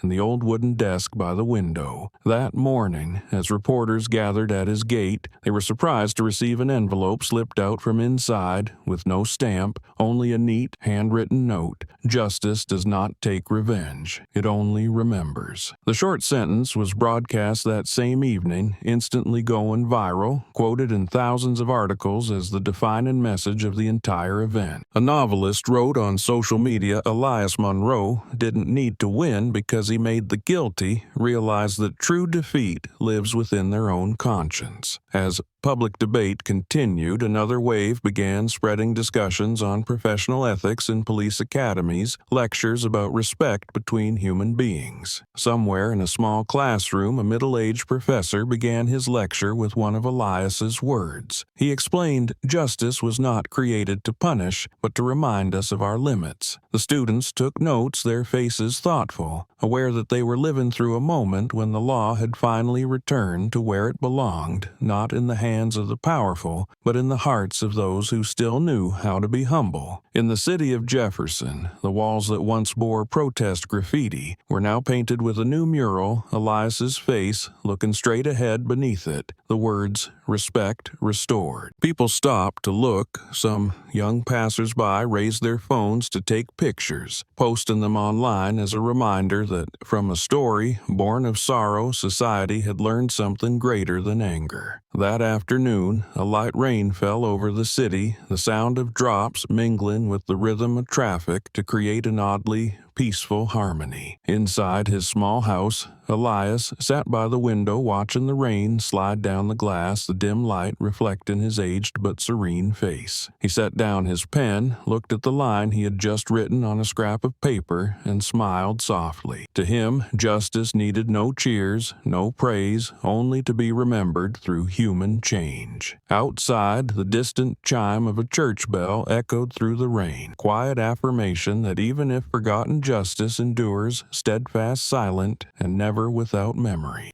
In the wide lecture hall of the National Law School, the afternoon sunlight streamed through tall glass windows, reflecting off a large photograph hanging on the wall. Elias Monroe, at the moment he was handcuffed, his calm eyes gazing straight ahead. Beneath the image, a bronze inscription read, "Power that forgets humility will destroy itself." Final year students sat in groups engaged in lively debate over the week's topic, power and humility in law enforcement. A young woman stood up, her voice clear and firm. "What haunts me isn't that he was arrested, but that he kept his dignity while being humiliated. That's where true strength lies." The room fell silent for a moment, then filled with nods of agreement. At the lectern, Professor Harlan, once a student of Elias, observed quietly. He spoke in a low voice. "When I was 25, Judge Monroe told me, those who uphold the law are not meant to be feared, but trusted. When I saw that video, I realized he's still teaching us only this lesson costs more. The hall grew still again, every word sinking deep into each listener. Another student, small in stature, raised a hand and said, "If justice needs to be seen, then that image made the whole world look at itself." The sentence settled heavily over the room, the weight of awakening, not sorrow. In the hallway, outside lined with portraits of great figures, a new frame had been added, a photo of Elias as Chief Justice, shaking hands with a young student. Two photos, two moments, two faces, one in glory, one in disgrace, yet both carried the same gaze, calm, understanding, unwavering. A young professor whispered to a colleague, "That's how justice is taught, not through victory, but through failure." The line was quoted by students, copied on bulletin boards, and spread across campus as a new motto for learning. That evening, when the campus fell silent, a small group of students placed flowers beneath his photograph. They carried no banners, chanted no slogans, leaving only a handwritten note, "Thank you for letting us see the truth." In that moment, the image of the former Chief Justice was no longer a political symbol, but a reminder of the essential worth of humanity in a world consumed by power. From a quiet corner of the hallway, Professor Harlan watched his eyes glinting with silent emotion. He knew that future generations would not only study law to enforce it, but to understand why one must remain humble before it. And as the night wind drifted through the open windows, it gently stirred Elias's photograph, as if the past itself were smiling, watching the seed of awakening take root in young hearts. In the lecture hall, the faint tapping of a pen on a desk echoed as everyone sat in silence, still caught in the afterglow of the video just played the moment. Elias Monroe lifted his head within the circle of steel cuffs, his eyes bright as if seeing through every face bowed before him. The light from the screen faded, leaving behind a deep, resonant stillness. Then a lecturer rose, his hair streaked with gray, his voice low and rough but full of emotion. This was the day arrogance bowed before dignity. The words cut softly through the haze within every heart, and for a moment the air seemed to still before rising into an invisible wave. The young students looked at one another, saying nothing, their eyes filled with reverence. Applause broke out, not loud, not forced, but steady and sincere. The entire class stood clapping quietly as if performing a solemn ritual. A few students bowed their heads, lips moving faintly, whispering thanks to the man they had never met. The photograph of Elias on the wall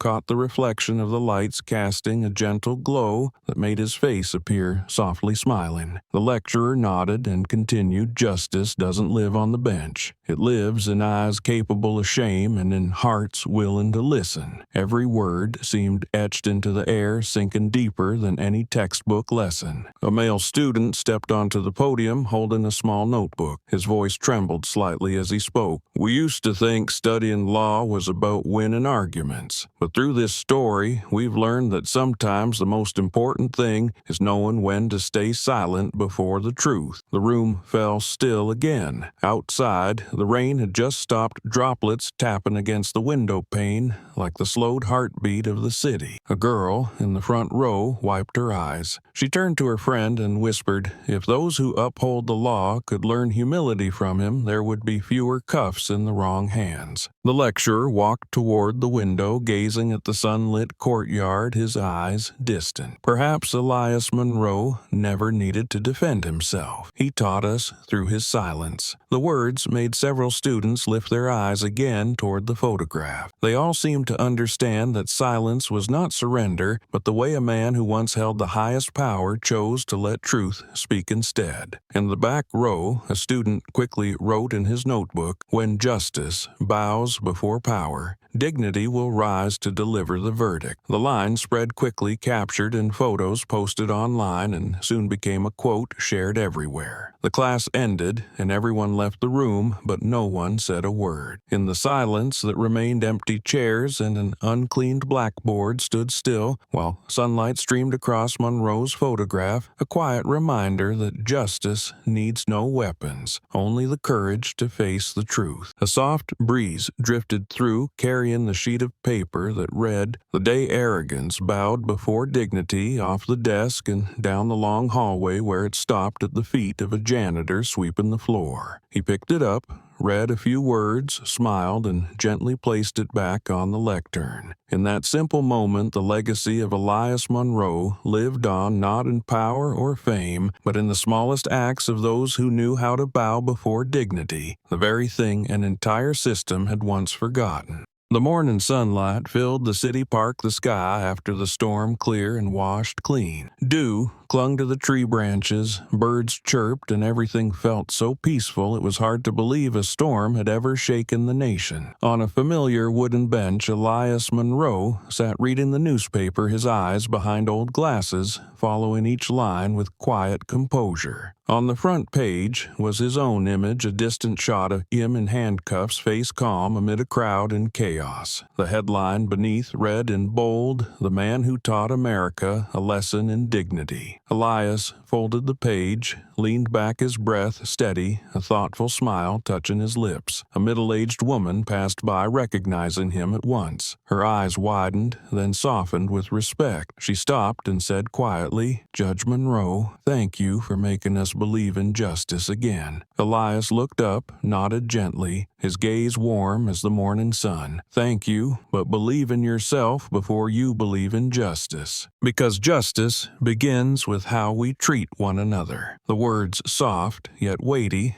left her standing still for a moment before she smiled and walked away, her face carrying the look of someone who had just heard something worth thinking about all day. Nearby, a group of young joggers slowed down, whispering among themselves before approaching him. They didn't ask for an autograph or a photo, only said, "We study law and we'll try to be worthy of the name you've upheld." Elias set the newspaper aside and replied simply, "You don't need to be worthy of my name, only of justice." The sincerity in his voice made them bow their head. He turned back to the lake where sunlight shimmered on the surface like scattered memories. From a distance, a young reporter stood watching quietly. He didn't approach. He only took a few photos before lowering his camera. In the frame, the old man seemed part of the morning itself, blended into the rhythm of the city, simple yet profound. Elias kept reading as if he had never been at the center of controversy, never the man who made an entire legal system bow its head. For him, today's silence wasn't avoidance, but closure, the end of a storm, so people could learn to walk slower, to see each other more clearly. A soft breeze lifted the final page of the newspaper, revealing a closing line. "No one is born to represent justice, but some live their whole lives to remind the world that it still exists." Elias read it, folded the paper, placed it beside him, and stood up. His steps were slow under the gentle light, his shadow stretching long along the path, merging with the wind and the laughter of children. The city had weathered the storm, but what lingered in that quiet morning was the peace of a man once humiliated, now a symbol of awakening. The boy was about 12 with curly hair and bright black eyes. He stopped his bicycle beside the bench where Elias sat, hesitating for a moment before speaking in a clear, curious voice. "Did they apologize to you, sir?" The question came out so innocently that Elias chuckled, a gentle smile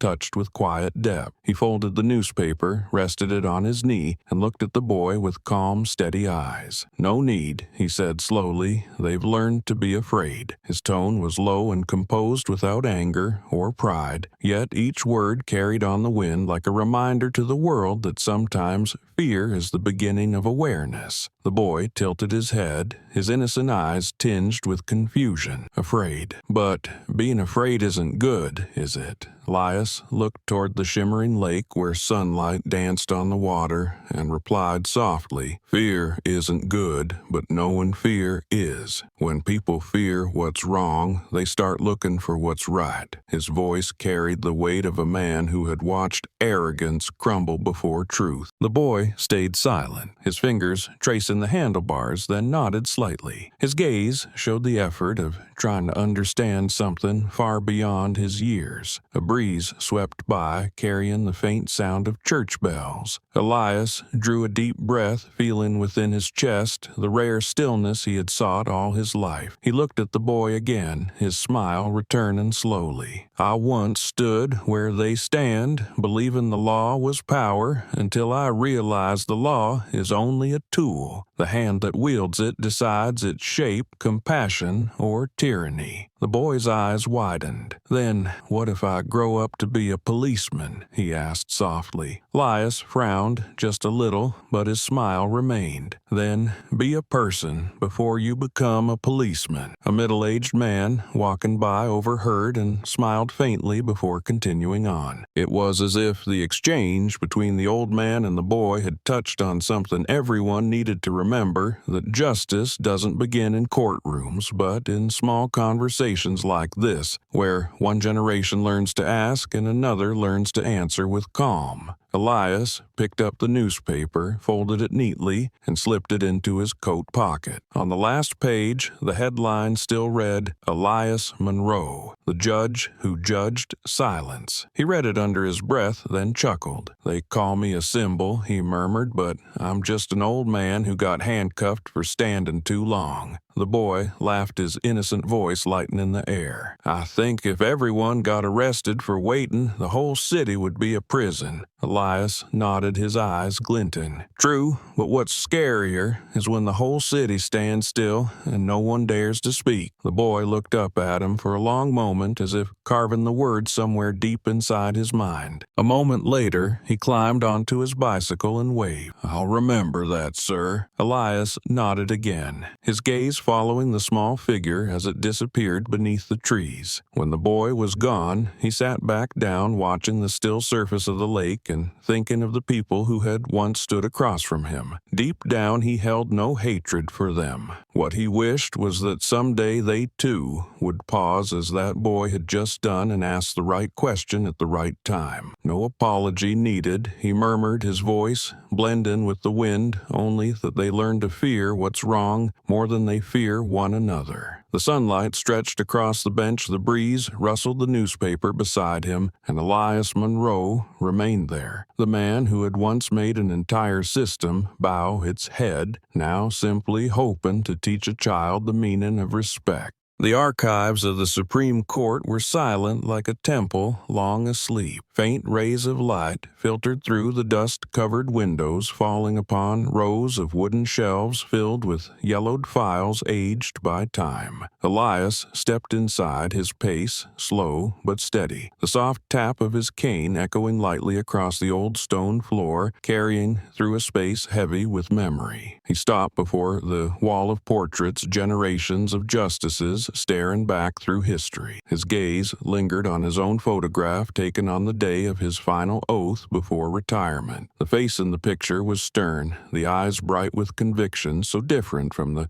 quiet figure standing there now. A faint, wistful smile crossed his lips, touched with the irony of a man who had once sat at the peak of power, now left with only memories and lessons paid for by the faith of an entire society. Elias moved toward an old desk, brushing away the thick layer of dust on its surface. Beneath it were scratches and worn marks, traces of the years he had spent there, where each ruling could alter the course of a life. His hand came to rest on a gavel encased in glass, its handle now cracked. Once it had been a symbol of authority, of the ultimate voice of law, but now it lay still, carrying no weight beyond that of a relic. "Power doesn't live in sound," he said softly, his deep voice resonating through the quiet. "It lives in fairness." The words echoed back at him, gentle yet unflinching, his confession to the past. On the shelves, thick files remained neatly arranged, many still bearing his signature. He pulled one at random, turned a few pages, and his eyes softened. It was the case from years ago, when he had issued a controversial ruling to defend an innocent man. Back then, he had believed justice could redeem all wrongs, but now he knew justice did not exist on its own. It must be nurtured every day through courage and truth. A sigh escaped him, a sound both weary and strangely freeing. A young staff member passed by, recognizing recognized him and bowed respectfully. Elias smiled, motioning for him not to bother with formality. "I just came back to see if these walls still remember my name," he said, half in jest, though his eyes held a quiet sadness. The young man replied softly, "Your name was never forgotten, sir. It's mentioned every time students study justice." Elias nodded faintly, returned the file to its place, and turned toward the door. As he stepped out, the sunlight fell upon his slender but steady figure, stretching his shadow across the old tiled floor. He knew he hadn't come to reclaim the past, but to face it as a man who once held the gavel, now hoping the next generation would understand that the loudest strike in a lifetime is not the sound of a verdict, but the voice of conscience. The young clerk stood at the doorway, caught between respect and curiosity, watching Elias pause before the glass cabinet displaying the court's relics. His voice, soft but resonant, broke the stillness of the room.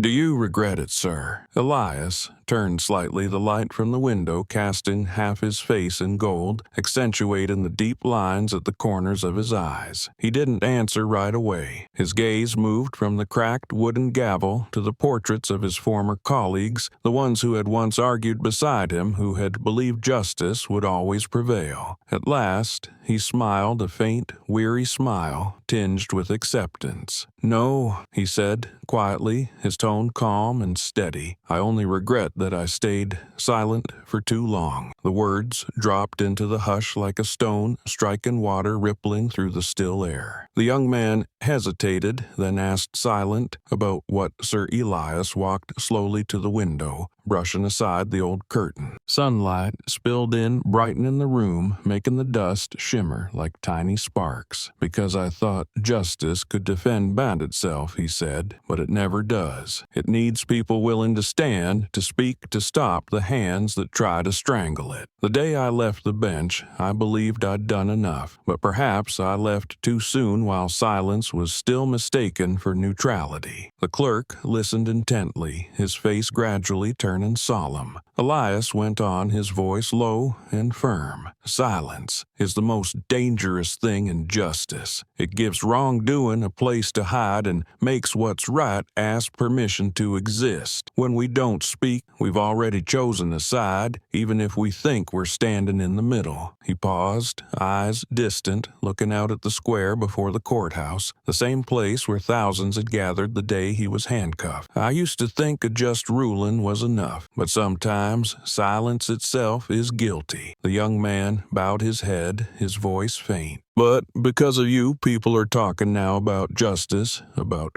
prejudice, about dignity." Elias nodded, that gentle smile returning. "Yes, but I wish they'd spoken sooner. I wish someone had spoken while I still had power to remind me that justice doesn't live only in verdicts, but in how we act. When they put the cuffs on me, I realized I'd let silence live for too long." A stillness lingered. The old clock in the corner ticked evenly, as if counting lost time. Elias turned to the young man, his eyes softening. "You know," he said, "when people grow old, they stop fearing being wrong. They fear knowing what's right and saying nothing." The young man nodded slowly, his eyes bright with emotion. Elias stepped closer, placed a dry, warm hand on his shoulder, and said quietly, "If one day you stand where your voice can change something, don't wait until someone's in handcuffs to realize what you should have said." The young man bowed his head deeply, his voice trembling. "I'll remember, Sir Monroe." Elias looked around the room one last time, his gaze calm yet luminous, then spoke softly as if to himself. "Justice was once something I defended with power. Now I want it to be defended with courage." He turned away, stepping out of the room, his figure dissolving into the golden light of late afternoon. In that moment, the young clerk understood he had just witnessed something rare. A man who once held the power over lives, now teaching the world that truth needs no authority, only the courage to be spoken.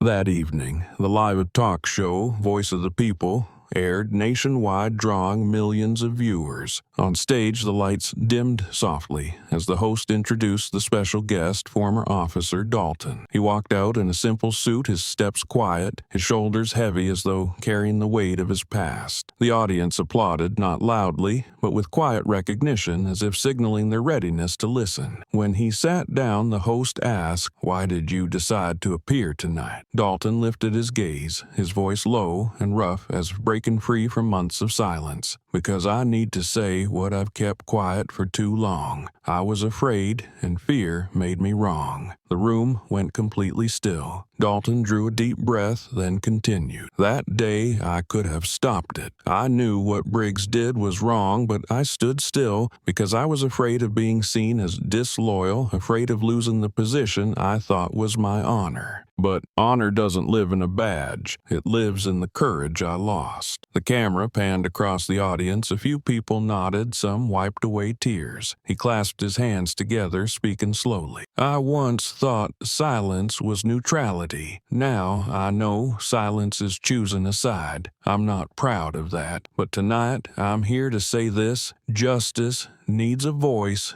even when it trembles." The host didn't interrupt, letting him speak. Dalton looked straight into the camera, his eyes steady. "To everyone wearing a uniform out there, don't let fear make you forget who you are. When you protect the law, remember that law begins with compassion." The words rang out as both confession and awakening. Within hours, clips of his statement spread across social media, becoming the night's most discussed topic. Comments flooded in, "He's braver than ever. A man who admits his fault deserves forgiveness. Respect doesn't come from power, but from honesty." The next morning, headlines appeared everywhere with the same title, "Dalton and the Lesson of Fear." News stations replayed the interview in morning segments, and major newspapers ran his photo with the caption, "When truth becomes action." From his words, a small movement began, started by law students and quickly spreading online under the name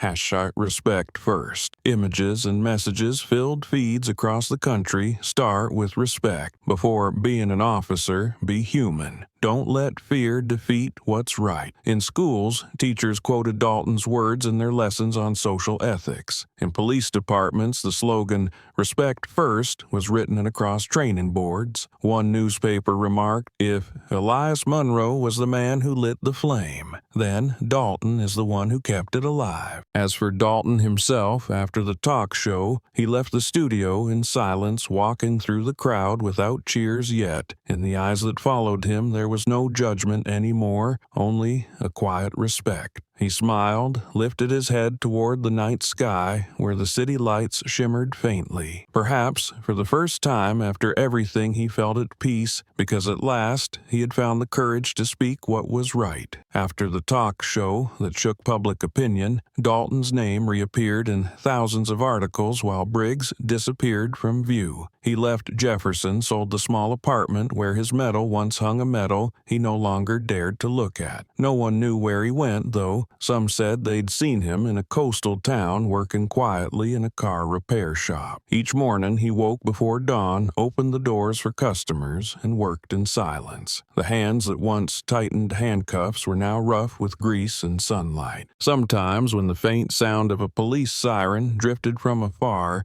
Briggs would stop, his eyes trembling slightly, as if the echo reminded him of what he had lost. The locals didn't know his past. They only saw a polite, quiet man who sometimes stared at the sea for hours. Inside, Briggs' guilt never faded. It didn't scream or torment, but lived silently in every restless night, every memory of Elias lifting his head on that street and saying calmly, "Honor doesn't need a uniform." That sentence became a haunting echo, more enduring than any punishment a court could deliver. He had been spared from criminal prosecution, but he knew that the harshest form of justice didn't didn't exist in law, it existed in memory. One late afternoon, while wiping down the last car of the day, Briggs noticed a delivery man place an envelope at his door. Inside was a short letter, no return address, the handwriting neat and steady. "I heard you left the city. I wish you peace." No one is defined by their mistakes unless they choose to stay inside them.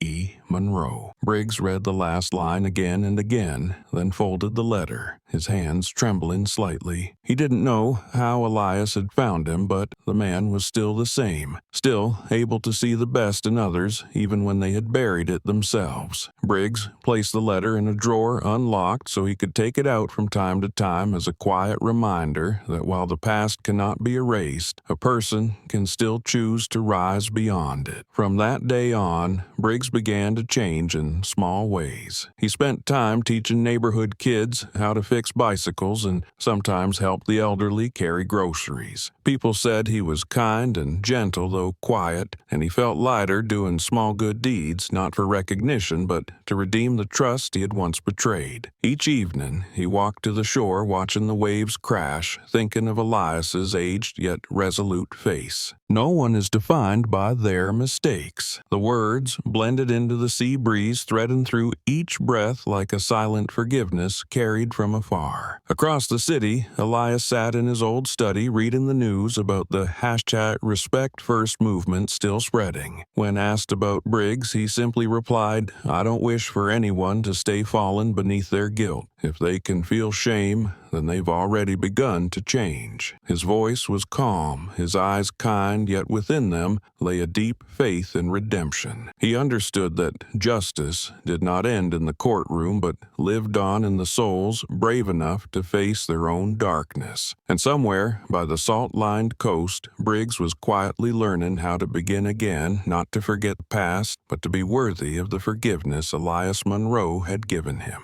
The graduation ceremony of the National Law School took place in the Grand Hall, bright lights reflecting off the long rows of seats where students in black gowns sat neatly in line. The air was filled with joy and nervous anticipation, but when the host announced the special guest stepping onto the stage, the entire room fell silent. Elias Monroe, his hair pure white, his steps slow yet steady with the dignity of a man who had once carried the very weight of justice itself, walked to the center of the stage. He wore no honorary robe, no badge, only a simple suit and an old leather briefcase. When he placed his hand on the podium, hundreds of students rose to their feet, the sound of applause swelling like waves continuing until he gently raised his hand to quiet them. His gaze swept across the young faces before him, his eyes kind, yet carrying a light that demanded attention. He began with a sentence that seemed simple, but made the entire hall hold its breath. "A uniform gives you power, but only character lets you keep it." His voice was low and steady, ringing clearly in the meditative stillness. "It took me many years to understand that power is the most fragile thing a person can hold. It makes us think we are great, but in truth it only borrows the respect of others. When you no longer deserve it, power leaves you faster than an apology." Many students lowered their heads, some clenched their hands as if his words were not a speech but a warning. Elias looked down at the front rows where the school's top graduates sat, listening intently. "I know you will soon step out there and bring the law into the world. But remember, the law was not created to protect the privileges of the strong. It exists to defend the dignity of the weak. If one day you must choose between honor and conscience, choose conscience, because honor can be taken away, but conscience will save you in the dark." He paused, took a deep breath, then continued. "Justice is not where you win your case, but where humanity is seen and respected." From the audience, a young woman raised her hand, her voice trembling. "Sir Monroe, will justice ever truly be fair?" Elias looked at her for a long moment, his eyes deep as still water. "No," he said, "but it always tries, and it is people who bring it closer to fairness. Every generation, every right action, no matter how small, makes justice endure a little longer." His answer left the room utterly silent. A moment later, applause rose again, slow and resonant, not loud, but filled with reverence. When the ceremony ended, the graduates came forward to take pictures with him. Many bowed in thanks, and a few quietly confessed that they had chosen to study law because of his story. Elias smiled, a gentle yet profound smile, as if he could see in them the future he once believed in. As he stepped down from the stage, someone asked, "Do you have any final advice for us, sir?" He stopped at the top of the stairs, gazing at the clear blue sky, his voice soft but steady, each word distinct. "If one day you must choose between keeping the law and keeping humanity, remember the law serves people, never the other way around." That sentence was like a quiet period, closing the speech yet opening within the young hearts a new journey, one that carried the legacy of justice,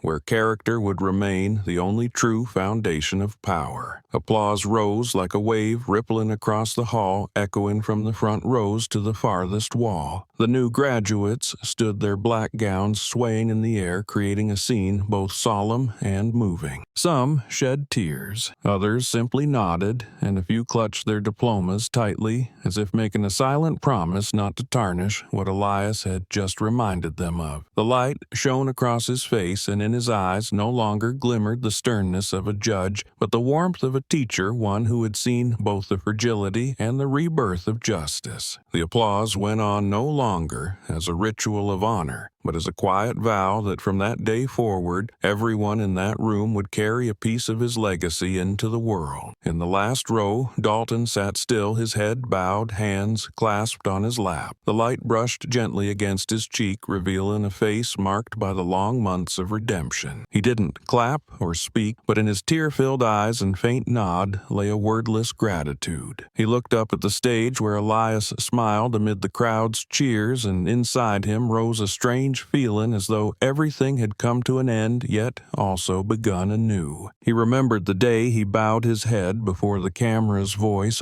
trembling as he confessed his fear and the words Elias had told him. No one is defined by their mistakes unless they choose to stay inside them. Now, hearing once more the words about character and power, he understood he had finally stepped out from the shadow of his past, even if the road ahead remained long. As the applause faded, Elias bowed his head slightly, then quietly stepped down from the stage, walking between the rows of seats where students parted to let him pass. He said nothing more, but in every glance and every handshake there was a quiet sincerity, as if he were leaving behind the final fragments of faith for a new generation to carry. Dalton watched each of his steps, and for a brief moment their eyes met. No greeting was exchanged, no gesture made yet. Within that fleeting look lay a complete understanding neither needed to explain. Elias looked at him, gave a small nod, and smiled, a gentle smile that felt like forgiveness. When the ceremony ended, students poured out of the hall, their voices filling the air with cheerful conversation, but Dalton remained seated. He quietly watched the room empty, feeling the echo of Elias's words still reverberating around him. A young student approached, recognizing him, and said hesitantly, "I watched your talk show, sir.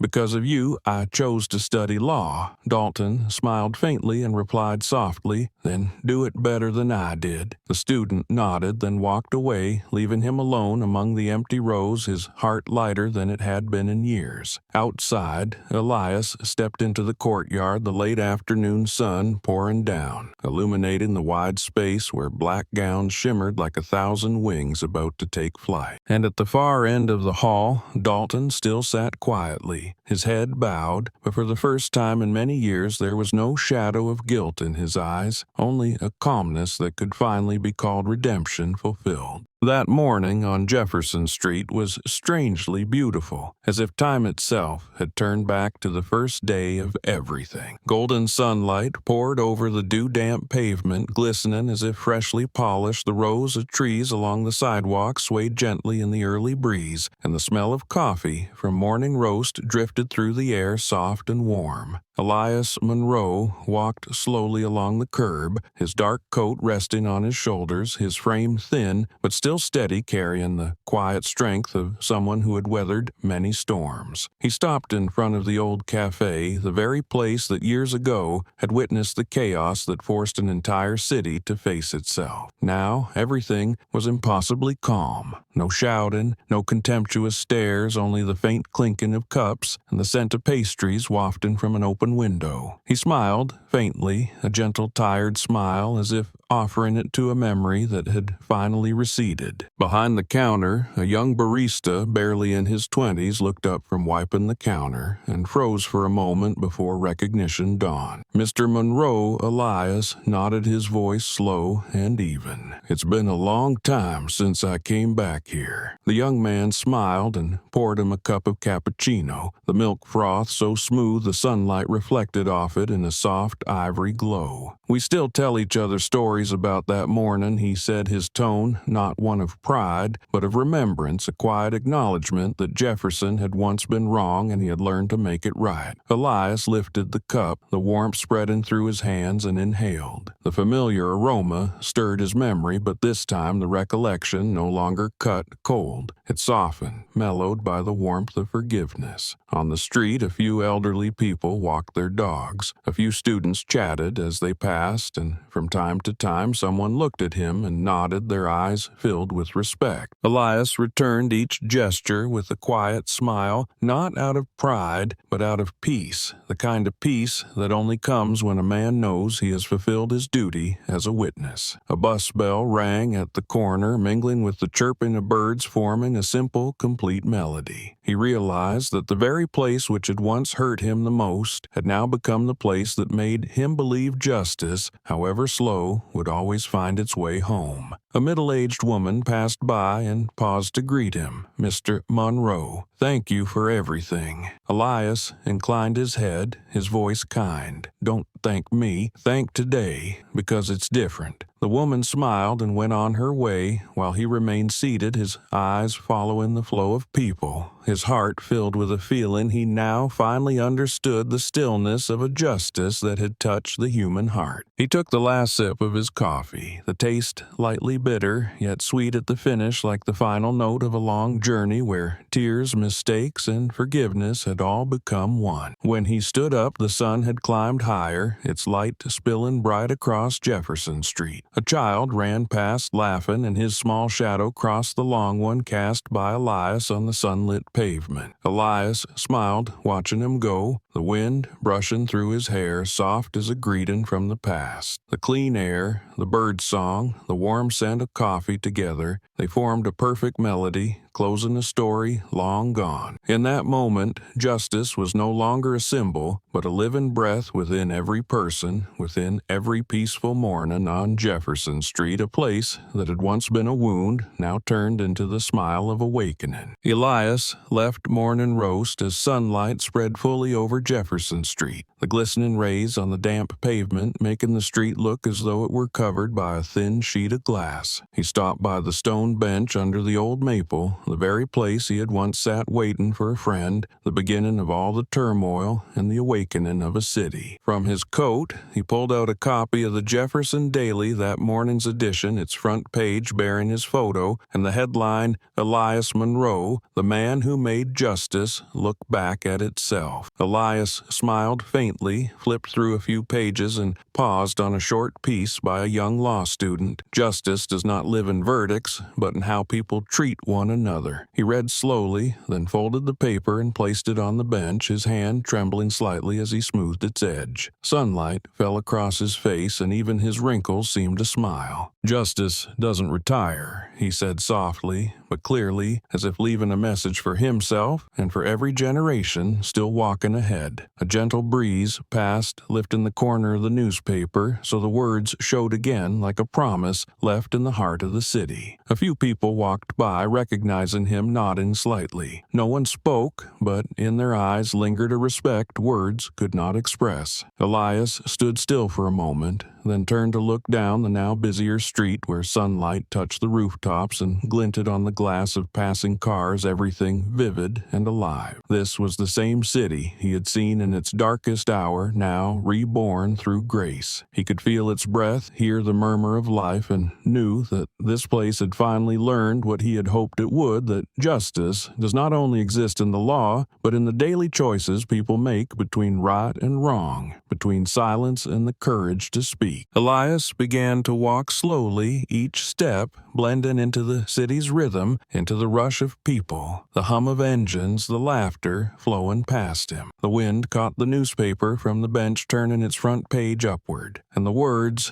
"Justice doesn't retire," gleamed in the sunlight like a message left for the whole city. At the far intersection, he stopped as the light turned red, looking across a street where children were laughing, vendors were calling out, and life went on without medals or praise. He smiled gently, his eyes shining with faith. His figure blended into the crowd, tall and lean, moving slowly yet steadily. Those passing by might not have recognized him, but something in his stride seemed to calm their hearts. As he disappeared around the corner, the golden light lingered on the path as if time itself had paused to preserve that image, the image of a man who had walked through the storm of power and emerged with wisdom and compassion. The newspaper still lay on the stone bench, its pages fluttering lightly in the wind as if trying to reread the words just spoken, simple yet eternal, ending all noise with profound stillness. Justice doesn't retire. And in that gentle morning, amid the flowing crowd, the figure of Elias Monroe slowly faded, not vanished, but merged with the city, becoming a symbol of calm and wisdom triumphing over blind authority. By late afternoon, Jefferson Street was bathed in soft gold, the last rays of sunlight spreading faintly across the pavement. A light breeze rustled through the maple leaves, stirring the remnants of the season. At the corner, where morning roast still carried the scent of warm coffee, the familiar stone bench remained, the old newspaper still resting there with its bold headline, "Justice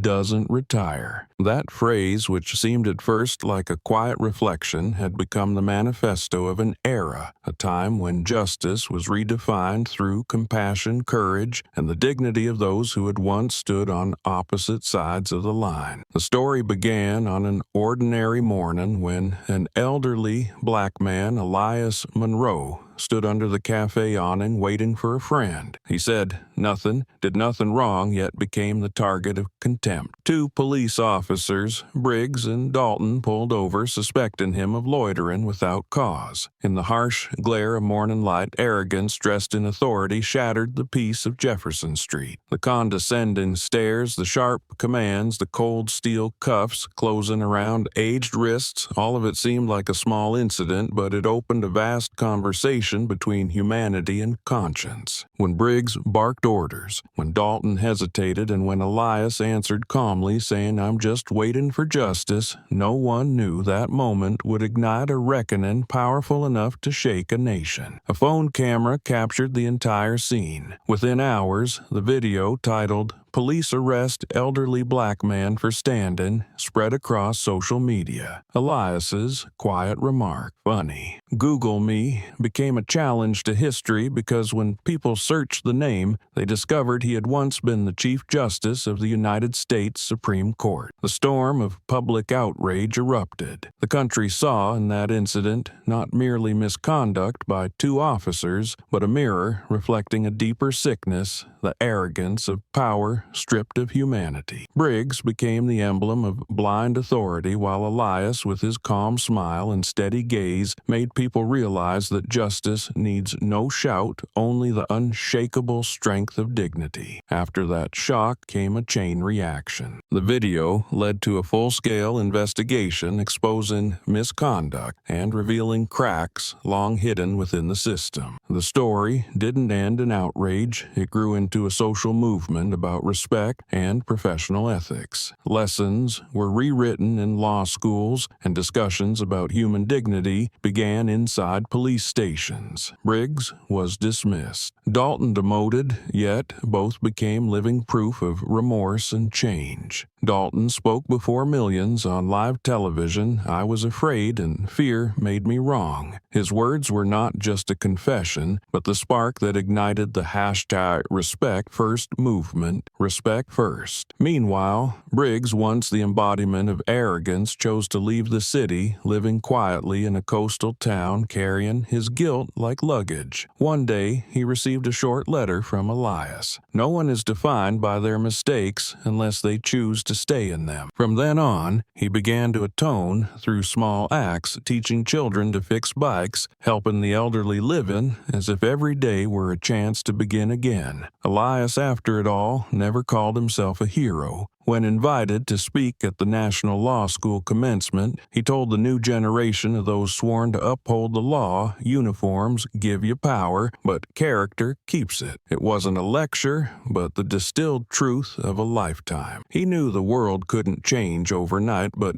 if he could plant in young minds the belief that law exists to serve people, not rule them, that would be victory enough. That day, the entire hall stood applause, echoing long after he finished, and in the last row, Dalton bowed his head, tears falling, but heart at peace, because at last he understood what true justice meant. Jefferson City was no longer a name tied to scandal, but the birthplace of reform. On the police headquarters wall, a bronze plaque bore 3 engraved words: respect, responsibility, dignity. At the law school, a photograph of Elias in handcuffs hung in the lecture hall, a reminder that justice is not immune to error, but can always be redeemed through awareness. And then, one morning, Elias returned to Jefferson Street where it had all begun. He walked slowly under the golden sunlight, the scent of coffee filling the air, birds singing above. There were no handcuffs, no shouting, only peace. He stopped by the stone bench, placed a newspaper on it, and said softly, "Justice doesn't retire." The words were quiet, yet they carried the essence of his life, that justice does not belong to a courtroom, a title, or a law, but to the hearts of those who listen and have the courage to make things right. As he walked away, his figure merged into the crowd, slow but steady, as if he had simply become part of life itself. The story of Elias Monroe did not end with the journey of one man, but with the awakening of an entire society. It showed that justice does not come from power, but from the courage to confront one's own mistakes and the willingness to respect others. It reminded people that silence can also be a form of guilt, that respect is the first foundation of every system of law, and that compassion can heal even the deepest wrongs. Elias did not defeat anyone, he simply made people look at themselves. And when that morning sunlight spread across Jefferson Street, we understood that justice, even when handcuffed, could still smile because at last it had been seen, believed in, and allowed to live within the human heart.